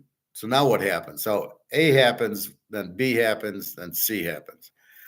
we hit the iceberg, the water comes in the ship sinks, you get on a lifeboat. You print the money to death, then you've got massive inflation. People don't trust the money until the lifeboat is the gold. Now, one country goes into the gold standard and it works. Now we see the lifeboat. Everybody's the Titanic. The whole world is printing. So if you then look at the central banks buying gold, why? Now ask why, and then the answer is because they're going to go on the gold standard. The only way you go on the gold standard is you have to have gold to go on the gold standard. Because the idea is if my money's backed by gold, and therefore if I want to, I can go to the bank and get gold for my money. But the money will be secure because it's gold backed. So it's doing a whole 180. We were on the gold standard from 1944 to 1971. We didn't have any wars. Everything was great. And, then we get off of it. We have war after war after war. The only reason we have wars now because we're not on gold standard and they can print as much money. But the consequence of printing that money is the value's down. You kill the value and then nobody wants it. But once you see the gold-backed system work in Zimbabwe, and it will, you'll then see all these other central banks who are buying gold is to go on the gold standard because it'll be the only thing that'll be because you go, look at Zimbabwe's better. We'll do it. And then it's a copycat league and they'll do the gold standard. And then Poland will do it and Czechoslovakia and the Euro and Germany and BRICS countries are all set to do it in May, Russia and China and Saudi Arabia. So as all these countries start getting back on the gold system, and it works, if you're not on the gold system, nobody's going to have, why should I trust you? I don't trust you. I'll just get on a gold back system. And that's so eventually what this is really doing, what Zimbabwe is really doing is putting the world back on the gold standard. And it'll end all the wars and all the poverty and everything else. And it'll kill all these elitists who think, oh, let's have a reset and let's do all this and that. And let's control the world and starve the world and all this shit. So if you have the gold standard, that won't happen because they can't control you. And in the U.S., they, fuck it, I'll leave the U.S. and go to a country with a gold-backed system. At least I know it's safe because the money's safe. And that's the problem in these countries. Go to Venezuela, it's poor. You can't eat. Now, I don't know if that's people with the Venezuela dollar, if they have an opportunity instead to get the U.S. dollar. And then so probably the people with the U.S. dollar are fine there. But when the U.S. dollar goes out, look out. So I don't know if Venezuela's in BRICS. They're Russian, so I don't know, but they probably will be, as will Brazil, who's Russian. So as all these countries go on BRICS, they're all on a gold-backed system. They'll all survive. We don't have any gold to go on a gold-backed system. So we either got to use the BRICS. We either have to join BRICS and use the BRICS gold-backed currency, or not join BRICS, but still be able to use the BRICS gold-backed currency. Can we do that? This I'm not sure. They're using the U.S. dollar, so I don't know why, the non-U.S. countries are using the U.S. dollar, like Zimbabwe and Argentina. So I don't know why we can't do it. And then it gives you food for thought, like, wait a minute, is the U.S. responsible for all this? Because we have U.S. dollars in all these countries, and they're all their currencies broke, kind of forcing you to use the U.S. dollar, which wouldn't surprise me.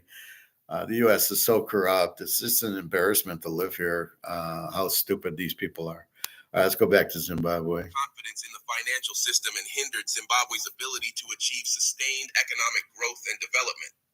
Moreover, the country's reliance on foreign currencies posed challenges, exposing it to external shocks and limiting its ability to implement independent monetary policies tailored to its unique economic circumstances. Against this backdrop of instability and uncertainty, Zimbabwe faced the daunting task of charting a new course for its currency. Introducing a gold-backed currency represents a bold attempt to break free from the shackles of a troubled monetary past and forge a path towards stability and prosperity. By anchoring the new currency to tangible assets like gold, Zimbabwe seeks to instill confidence among its citizens and restore faith in its financial institutions. Now, why gold? Because you can't print gold. That's the beauty of gold. It's indestructible. It's what everybody wants, and you can't print it. So you can't inflate it. What are they doing? Why are the dollars all worthless? Because they print them. The more you print, the less they're worth, and yet they keep printing them. Because, like I said, the MMT Keynesians say, "Oh yeah, no, just keep printing and pay off your debt by printing money." And it doesn't work because the consequences of printing all that money is the money has no value. That's the problem. But that the MMTs don't see it, and people in charge are Keynesian MMT, basically communist. So the whole world is basically communist, where they're all printing the money, but it's not backed by anything. So this is finally breaking that by having a gold backed, so the gold can't lose its value because you can't print it. That's why gold, and it never fails. However, the road ahead is fraught with challenges, and the success of this hinges on many factors. Effective implementation, transparent governance, and prudent economic management will be critical to ensuring the viability and sustainability of the gold-backed currency. Moreover, Zimbabwe must address underlying structural issues, including corruption and weak institutional capacity, to create an environment conducive to economic growth and investment. In unraveling the currency problem, Zimbabwe stands at a crossroads, facing immense challenges and unparalleled opportunities. The journey toward a stable and prosperous monetary future will require courage, determination, and a willingness to embrace bold reform. Nah, it's all bullshit. It's just you'll trust the gold because gold's gold. There's no challenge to it. Will the people trust it? Yeah, because it's gold. Of course, you trust gold. That's why the BRICS is coming out with a gold-backed currency. That's BRICS, because nobody's going to trust the Russians or Chinese.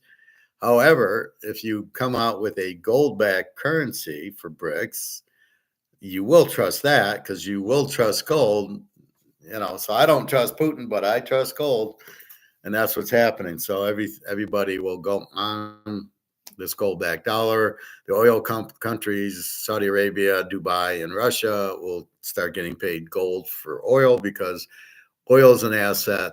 And if you pay them in dollars, they're really losing money because they're getting paid in stuff that's worthless. This is worthless. This is worth zero. So if I got oil, why do I want to get that? I want to get something that's an asset, which is gold. So that's where we're headed, is that. And that's why the gold price is shooting up, is mostly BRICS.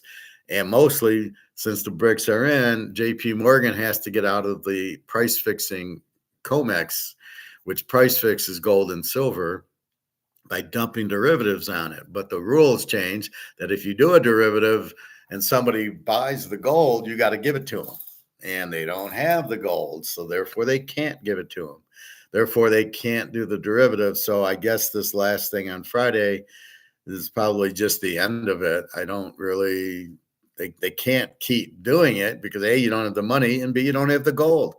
And the demand for gold, China's buying it hand over fist. So Russia makes gold. They have gold mines there.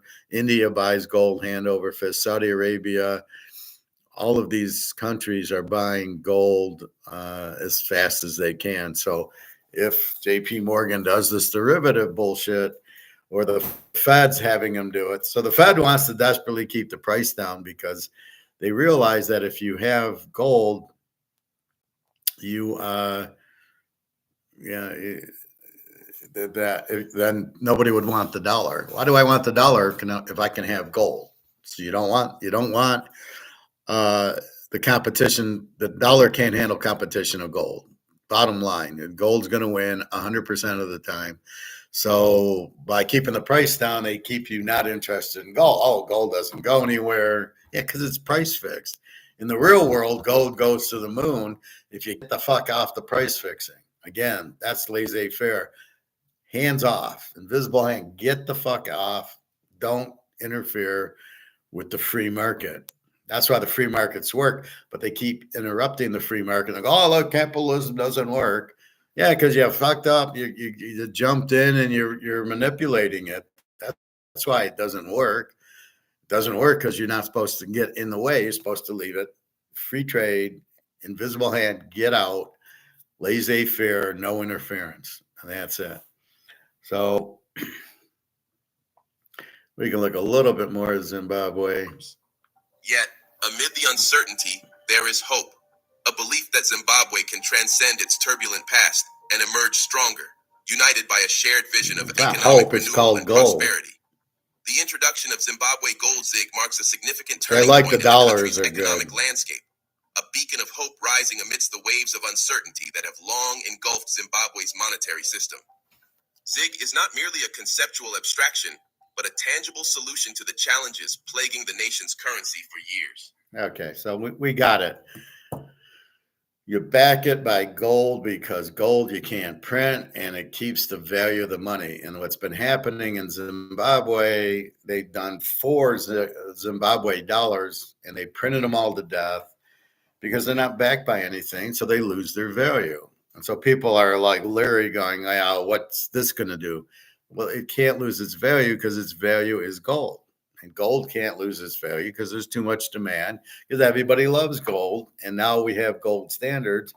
Why? So that's where I make my point. Why are the central banks buying gold and not Bitcoin? Because gold is gold. Gold's real money. It can't be printed. We don't know what Bitcoin is. It's not money. And we don't know how much there are. And you can't, it's not tangible. You can't hold it. I can hold my Mahomes card, right? I can't hold Bitcoin. I don't know if it's real. Really, you don't know if it's real because you can't, you can't see it. This is real. Look, I got it. It's real. And Bitcoin, you don't know if it's real or not. You get a little thing in your account. Okay, but it's not, the government isn't involved with it. See here, the Central Bank of Zimbabwe is running this. So it makes it, it's good because the central bank's involved, the government's involved. And when you get the government out of it, they're the rule. It's like playing in the NFL. Well, we don't like the ref's calls, so we're going to have Bitcoin, which will mean we're not going to listen to the ref. We'll make up our own rules as we go along. Well, it doesn't work. You have to have a referee to control the game.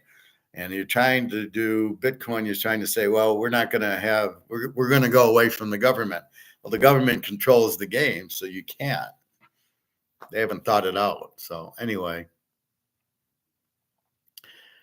the other one I like is this one here, the money hole, and this explains it too. And now, reporting from the debt clock in New York City, John Stossel. Our government keeps spending. We're already $14.5 trillion. This is 7 years ago, right? But you could say, but the principles are the same. Look around. America's doing pretty well. What's the worst that can happen? Well, this could happen. These violent protests broke out once Greece was so deep in debt that Greece had trouble borrowing more money. The interest rate for Greece is 23%. Veronique Derougy is an economist with the Mercatus Center. She says street riots are just the most visible consequence of a debt crisis. Greece goes on. They still serving the baklava. Yeah, I don't think Greece goes on. If you want to borrow money for a house, for a car, for anything, the interest rates that you face will be dramatically high. Greece spent so much that by last year they owed more money than their entire economy produced. No wonder they're in trouble. We won't reach that level of debt until, pretty soon. We're on a clear track to a We're at great 150 now. The government cannot escape their law of gravity. When there's no more money, there's just no more money. Well, the federal government can escape. The federal government can print money. The federal government can print money up to a certain point. Government has been printing lots of money. Don't you wish you could do this? Of course, if we do it, they put us in jail. But governments are allowed to print money. Trouble is, when they do, that leads to inflation. Because the more dollars you print, the less each one is worth. That happened in Zimbabwe recently. It took 25 million local dollars to equal $1 American dollar. You had to carry armfuls of cash to go shopping. You've saved money supposedly for your old age to be able to enjoy life or to be able to leave money for your children. Well, that money is going to be worth almost nothing. So, printing all this extra money is bad. What are the other options? Well, the government can raise your taxes or cut its spending. Tough choices. Politicians are supposed to make these choices. So what did President Obama do? Yeah, we don't want to hear that, loser. So again, the point is, well, we can just keep printing, and we can't because the dollars lose value. So this is the problem in the world: is all these countries are just printing their dollars: the euro, the Swiss franc, the British pound, Africa, Argentina, Venezuela, the U.S., and they just keep printing, and then the value goes away, and there is no value. And we're there. The U.S. is there. So that's the question of why. The question really is why. Why did we go away from the gold standard where it protected our money from 1879 to 1913? We had no inflation. We had no wars. We were on the gold system, and the whole gold standard, and the whole world was on the gold standard. It was the greatest time of productivity improvements ever in history of life. And we've kind of been living off of that since then. The central bank comes in and prints and prints and prints. World War I, World War II, all these, and then we go to gold in 1944. And, this is the problem when the government doesn't know what they're doing. The Depression was a joke. It never should have happened. It was all FDR's fault for coming up with all this government spending. He listened to Keynes. Keynes was his advisor, and he said, well, I'll just keep printing money. It's okay. MMT guy, just keep printing money, no problem, as the money turned into crap. And that's what happened. So when you keep printing, it goes to nothing. But people don't realize it at the point. So the Titanic hits the iceberg, the water's coming in, you don't realize the ship's sinking yet. And then as the water keeps coming and the ship, here's the ship, and now it's like going into the ocean. You see the ocean line, right? So here's the ship, and all of a sudden it's going down and down in the water. And then people start realizing, oh shit, we're sinking. We need the lifeboat. Well, what we're doing is, I'm telling you the boat's sinking, and you're at the point you don't realize it's sinking, right? And so I try to point out these things like, well, nobody wants our debt because it's 35 trillion, and we printed $130 trillion. And as you see in these other countries, Greece, Zimbabwe, Argentina, Venezuela, if you keep printing, the money's worthless. And if you come out with new fiat currency and it's not backed by gold, you're going to do the same thing over and over and over. And then people won't have any confidence in the government or the money. Our lifeboat is gold and silver because you can't print it. And we know that will hold its value. So if you're in Greece and you have gold, as the Greece dollar goes to zero, the gold doesn't. The gold is its own value. Not that it goes up in value, but it will buy you it'll keep you safe, right? So I was at my barbecue place talking to my guy. He runs it, but we talk gold. And again, he says, so if I have 10,000, when gold hits $10,000, what do I do? And I said, just keep holding the gold. Well, we'll go to 10,000 because the dollar is going out, just like all these countries, just like Greece, just like Zimbabwe. The kid's carrying all this money, but it's not worth anything. It's worth $1 US. So that's the problem. And then you wonder who's really behind it. Was the US behind it? Because their dollar, was it. And so when you're living there, the object is to get US dollars, not the Zimbabwe dollars.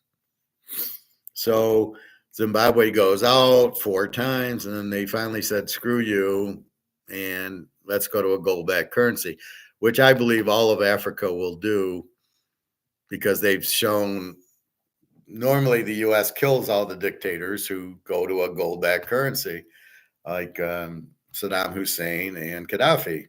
They killed them for trying a gold-backed currency. So now they're finally doing a gold-backed currency, and Russia's supporting it because of this whole BRICS thing. And now the other countries will go, oh, hey, the guy didn't get killed. Hey, we can do this also. Because, the Austrian economists like me understand the reason gold is always there is you can't print it. So it always has a value, like this 50 count Mahomes card. It's always going to have a value. They only made 50 of them. And that's the whole point. It's limited. If it's scarce, it keeps its value. So you always want limited stuff, right? So with that said, I told the guy, well, you'll be, just keep holding the gold. He says, well, it's going to be tough. I says, it's tough times ahead. I says, not if you're in the gold and silver. It's tough if you're in the dollars. So what you have to realize, just like the Zimbabwe dollar and Argentina and Venezuela, the US dollar will go like that. So if you're holding dollars, now this is a very important concept. If you're holding dollars, of course, they're going to zero because they're not worth anything because these idiots are printing it. It's just amazing who runs the country is so stupid. Or they have ulterior motives, George Soros, to print and bankrupt the country. The country's bankrupt, only you don't know it. You don't know you've hit the iceberg because printing of the money is the iceberg. So as you MMT guys, the Keynesians, say just print money to pay for the debt without any consequences, you're out of the freaking minds. So you start realizing, wait a minute. So the key is to get out of the dollars and buy silver and gold, not in the stocks, not in the banks.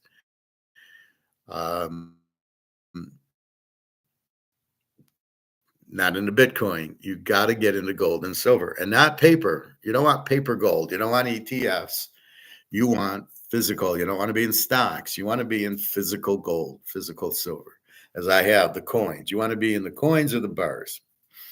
There's $100 million of gold being sold by Walmart each month or Costco each month. These Swiss 1 ounce bars.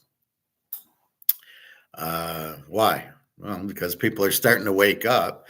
And then as they see Zimbabwe, they'll start going, oh, yeah, it does work, which we already know it works. It's the only thing that works. It's the only thing that's never not worked is gold-backed currency. Ask the Romans when they had gold-backed currency how things were. And when they got rid of their gold and silver out of their coins, what happened to them? And there's no more Roman Empire. There's no more better example than that. When they had gold, they were number one. And then when they got rid of their gold and took it out of their money, and the money was basically worthless, they died. There's no better example than that. So as we know, the gold-backed currency works is why BRICS is going to it. It's why all the central banks are buying gold, and the value is going to go through the roof. So telling the guy who owns the restaurant, the barbecue place, I said, just stay out of dollars. You got to stay out of dollars because of, it's going to have no value. So why stay in something with no value when you can get into something with value? So you transfer your dollars to gold. And as the dollar goes out, and it will, gold then has the value, and gold won't lose the value. And that's the point. So yes, it's going to be tough, but I said only for people in dollars, not for people in gold and silver. So buy your gold and silver. And like your restaurant, you're in trouble because you're in dollars. Get the hell out of dollars. So he was surprised. He said, aren't you paying with silver today? And I said, nope, I'm keeping it. So the U.S., why the U.S.? So here's where the whole war is now. The U.S. controls COMEX, which controls all the commodities, gold, silver, But then the iron ore and everything else that's a commodity, the U.S. controls. Why? Why is the U.S. controlling coffee and sugar and orange juice and gold and silver? So the BRICS are fighting to say, no, no, no, we don't want the U.S. to control our commodities, especially China and Africa have all these commodities, right? That's where Africa is going to make out. They have a lot of gold, but they have a lot of other commodities there, steel and iron ore and whatever else that, I'm not a big commodity guy except for gold and silver.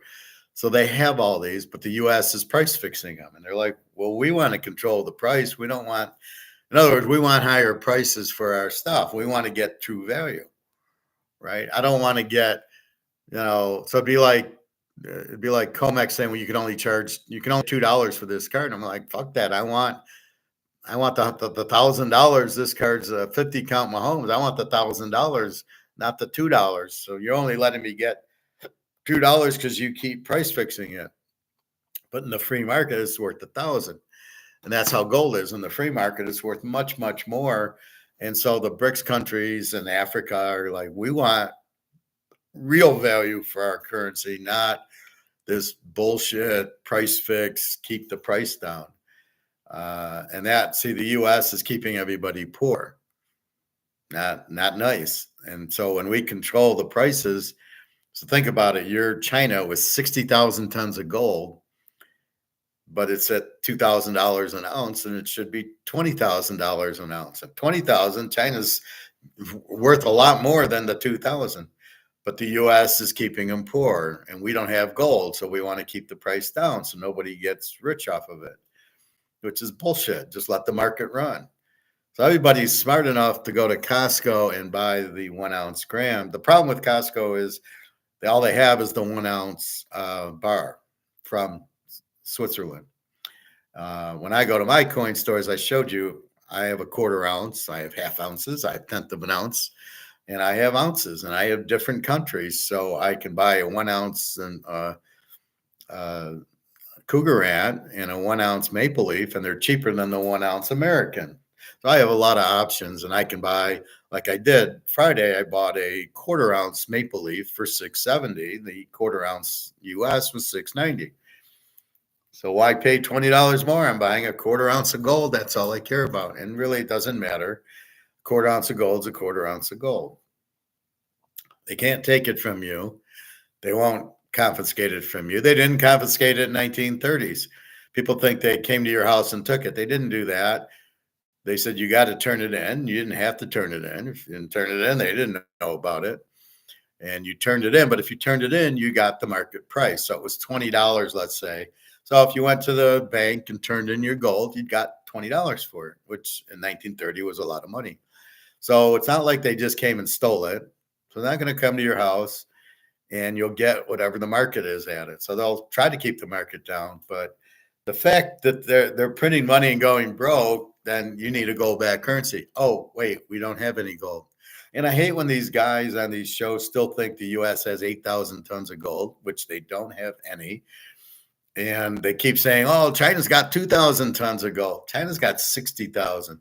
Russia's got, 1,500 tons of gold. No, China's got 30,000. Let's get the facts right. Russia, we're talking the country. We're not talking just the central bank. They don't put the money in the central bank. They don't show their hand. They hide it. So China with 60,000 tons, Russia with 30,000 tons. Let's get the facts, boys. That's what we're dealing with here.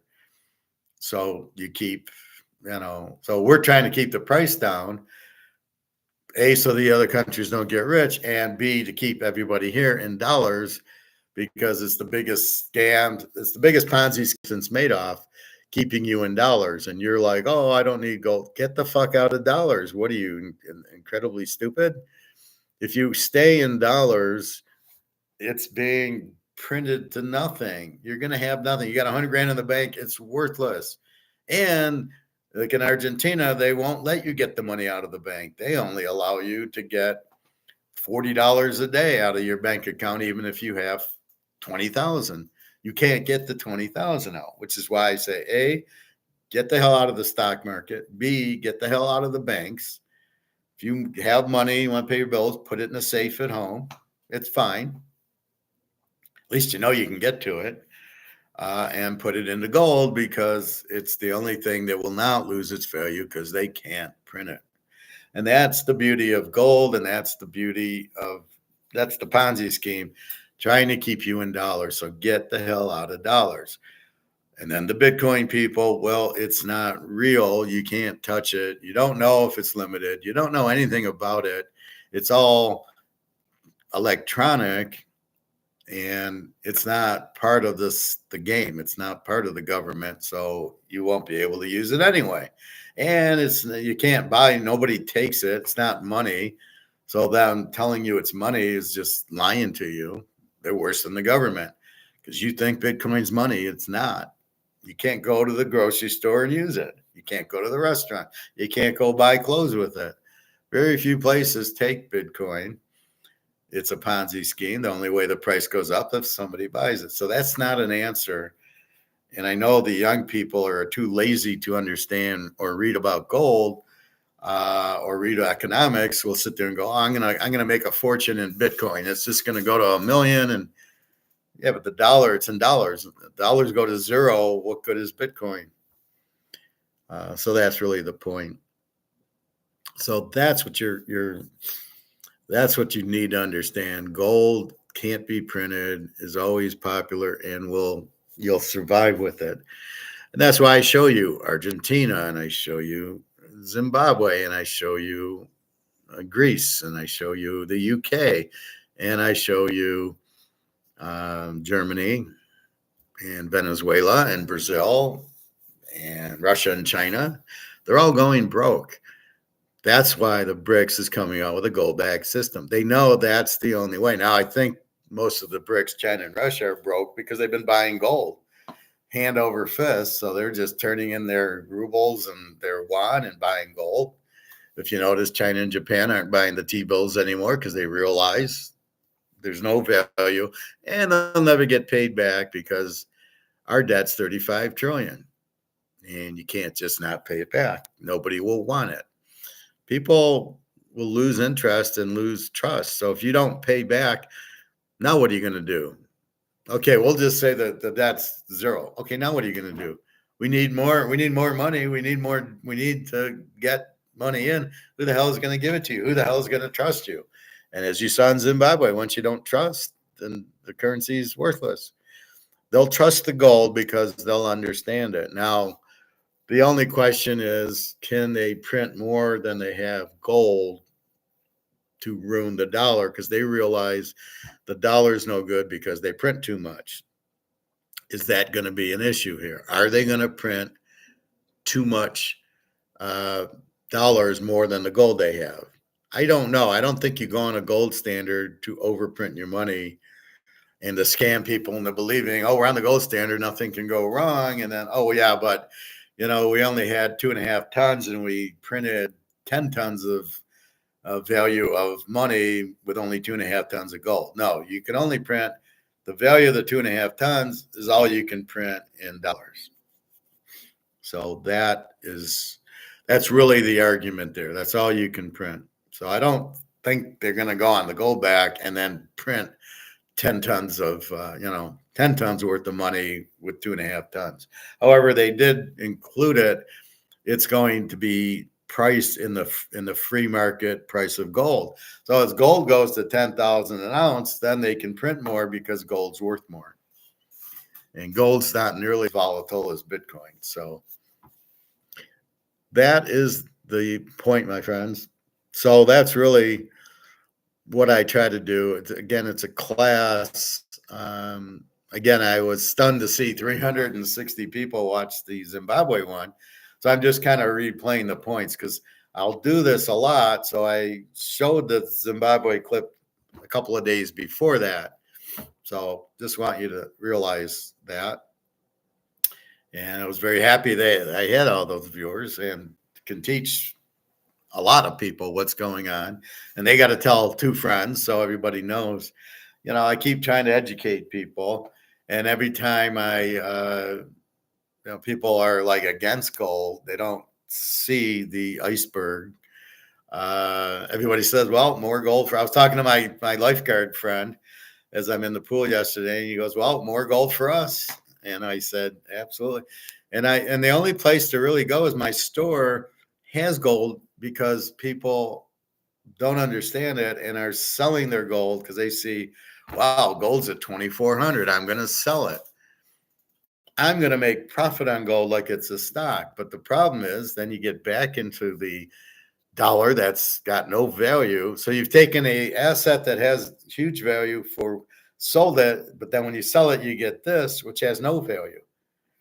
Now, what do you do with this? So you sold an ounce, you got $2,400. I made profit. No, you didn't. You didn't make any. You lost because now you're in this. And this is valueless. So now what are you going to do? Buy more gold? What are you going to do with this? Now, if it's because you needed money to pay expenses, to eat, pay your rent, then that's fine. That's the only reason you should sell your gold is because you need the money to pay your bills. Then absolutely. Otherwise, just because it's high and you're profit taking, you don't want to do that. You don't want to profit take gold to get back into the dollar. So my advice yesterday at the restaurant was you're only going to sell when you do sell, you don't want dollars. You want to get the gold back Zimbabwe or the gold back BRICS currency, then it's okay to sell the gold for that kind of money. And he keeps like doom and gloom. He's like, well, yeah, we're going to all be screwed here. And I'm like, no, just own gold. You'll be fine. If you own gold, you'll be fine. If you own dollars, it's not going to be worth anything. And that's really what the point is get the hell off the Titanic before it sinks. So he'd be like, well, we're going to sink. Yeah, but get on the lifeboat. You're not going to sink. You'll be fine. That's the goal, right? That's fine. The Titanic's sinking. So get off the boat. Don't just stay on the boat and go, well, we're all going to sink. Get off the boat into the lifeboat, which is gold and silver, and you'll be fine. I don't know how much easier it is to explain. Then you'll have gold, which will hold its value, and you'll be able to buy things very cheaply.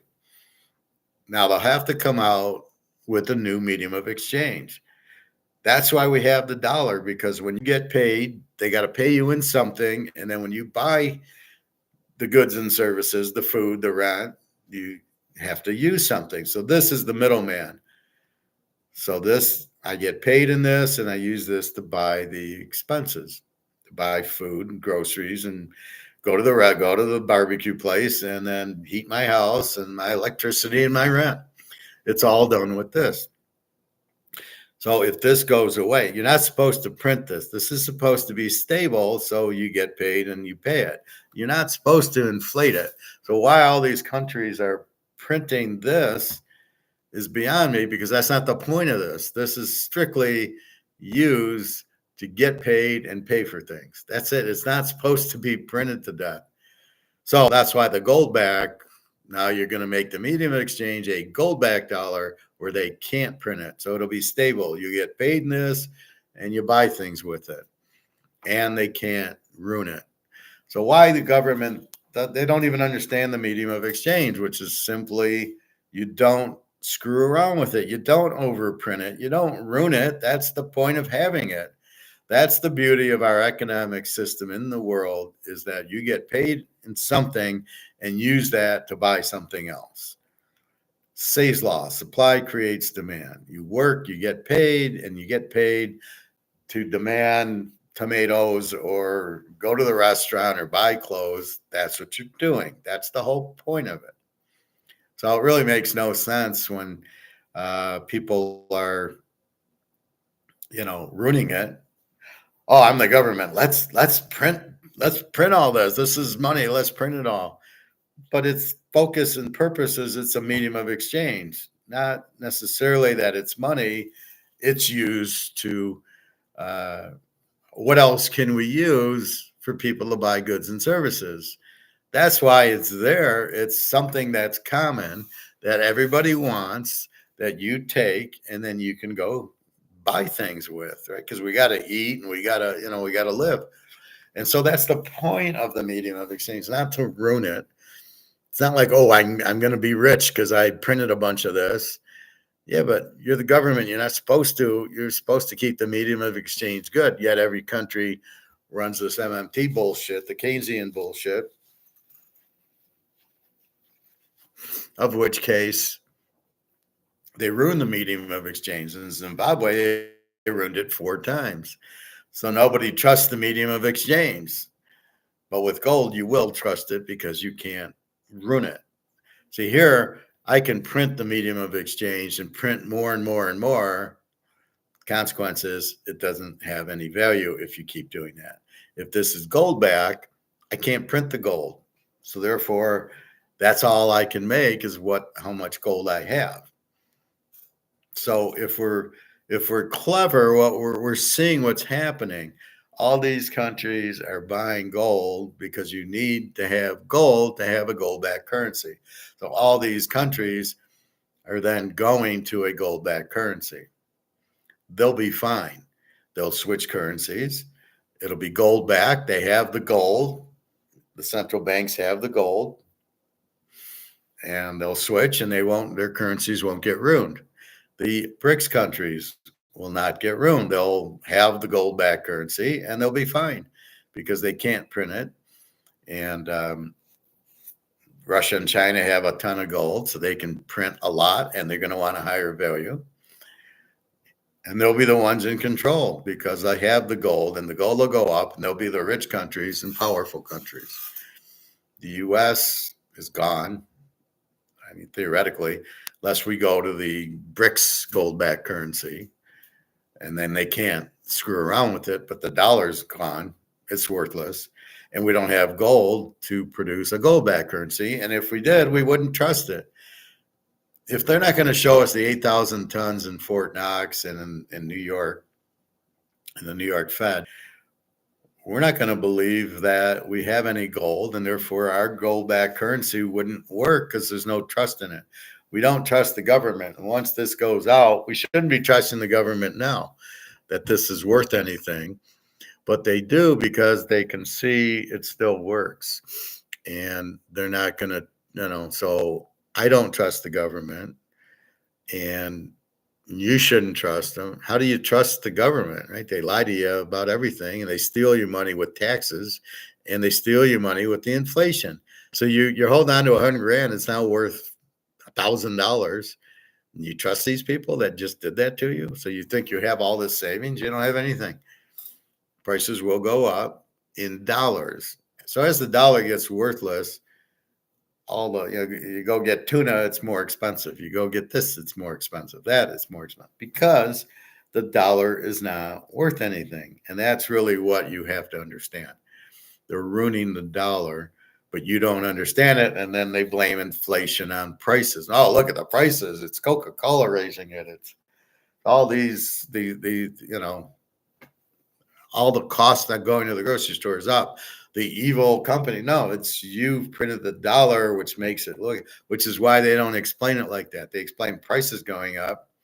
No, it's the dollar's worth less. You printed it to nothing. So it takes more dollars to buy tuna fish and Fritos and Oreo cookies.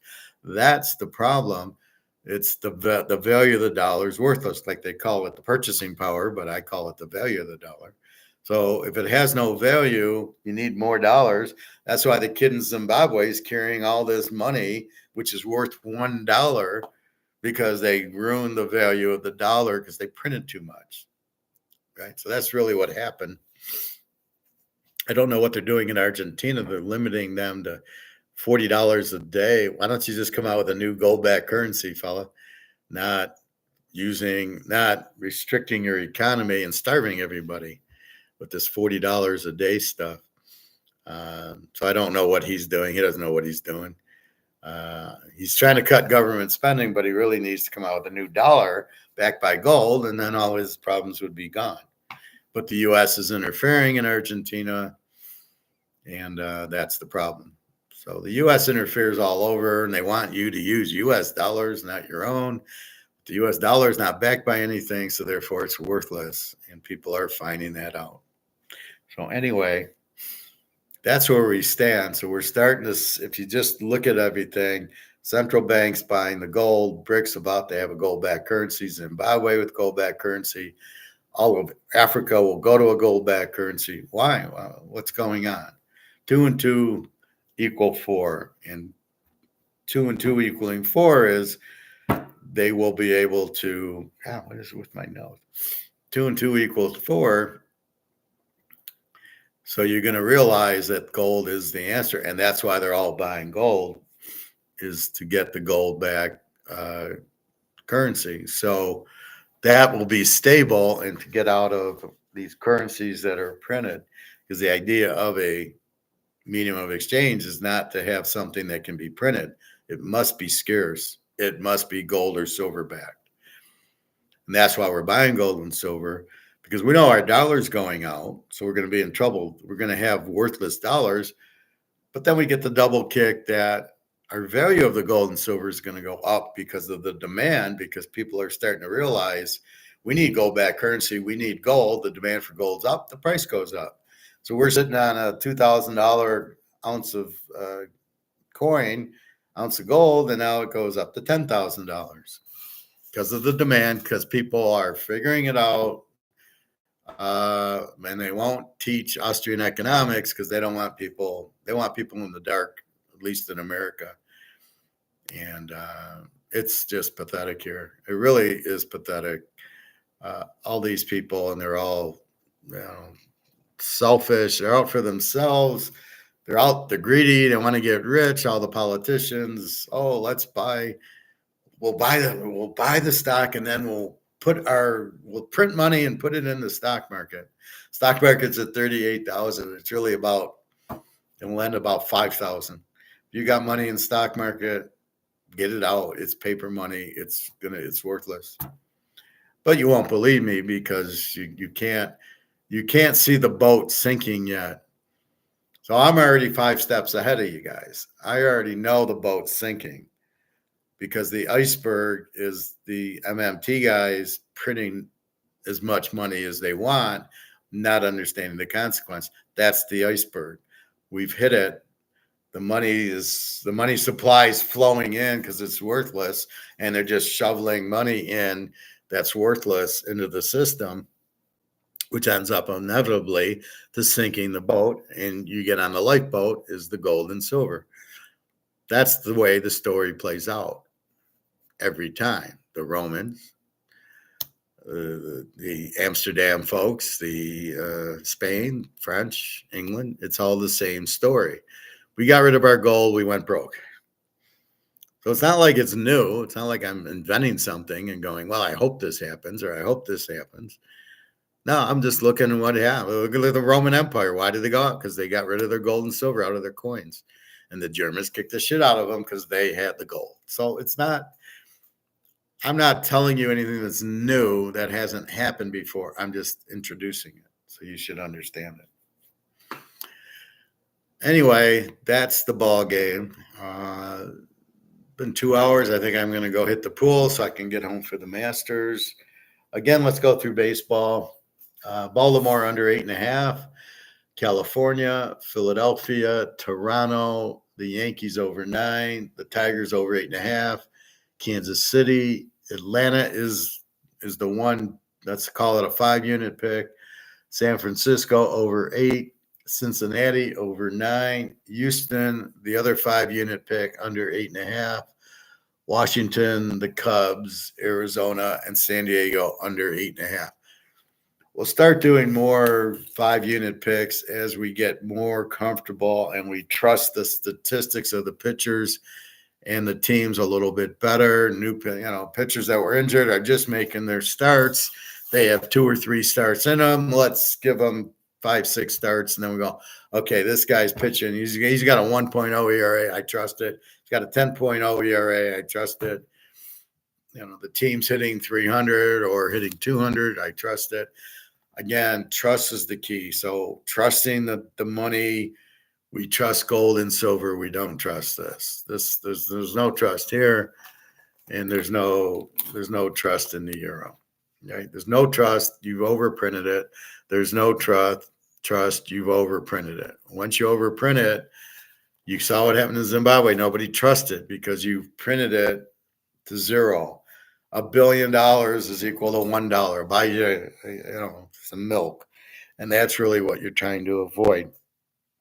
So keep that in mind. So that's what's going on. You only want to trust women. Poker, you're trying to trust your read. Women, you give them, and they give you little tests to trust, right? So in order to trust the woman, you gotta, you say you have her do things, and then she trusts you. She has you do things. Can you pick up this? Can you do that? Can you do this? These are all little tests, and if you kind of pass the test, she trusts you more. And that's the thing. So that's what human interaction's about, is trust. When you go for a job, they interview you. They don't know what if the interview is real or not. So they start asking you questions about your resume, and they go, oh yeah, okay, he's telling me about his job at Mercedes, so I trust that he's telling me. And so it's the same thing with women or men if you're a woman, and you're just, she's pretty, but can I trust her? Well, she keeps asking me for money. That's not the type of woman I want, even though she's pretty. Or you say, well, I don't care that she wants money. You start saying no, and then you see what the result is. So it's all, life is about trust. We don't trust the governments because of what they're doing with the money. We understand if the money's not backed by gold, it's worthless. If they do come out with gold-backed standard in Zimbabwe, can we trust they won't overprint the money, which they shouldn't, but we will see. I mean, if they print 10, if they print, they have 2.5 tons. If they print 2,000 tons worth, then there's a problem. You can't introduce gold-backed currency and then print more money than you have gold. You can only print as much gold as you have. Otherwise, then you're just lying to them. So we'll see what happens. Anyway, that's it. Go watch the Masters. You got baseball off to the pool. www.teaserking.com. Everything's working at the site. You can get my email with questions. And I hope you have a nice Sunday and take care. All right, everybody. Good luck. Buy your gold and silver because it's getting very, very scarce, because people realize that's the lifeboat off the Titanic money issues. All right, stay out of money, stay out of green, stay out of this shit.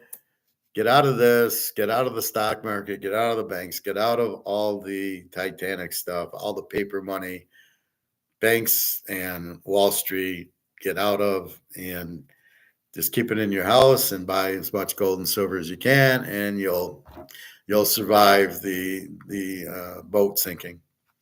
All right. Thanks very much. Have a great day.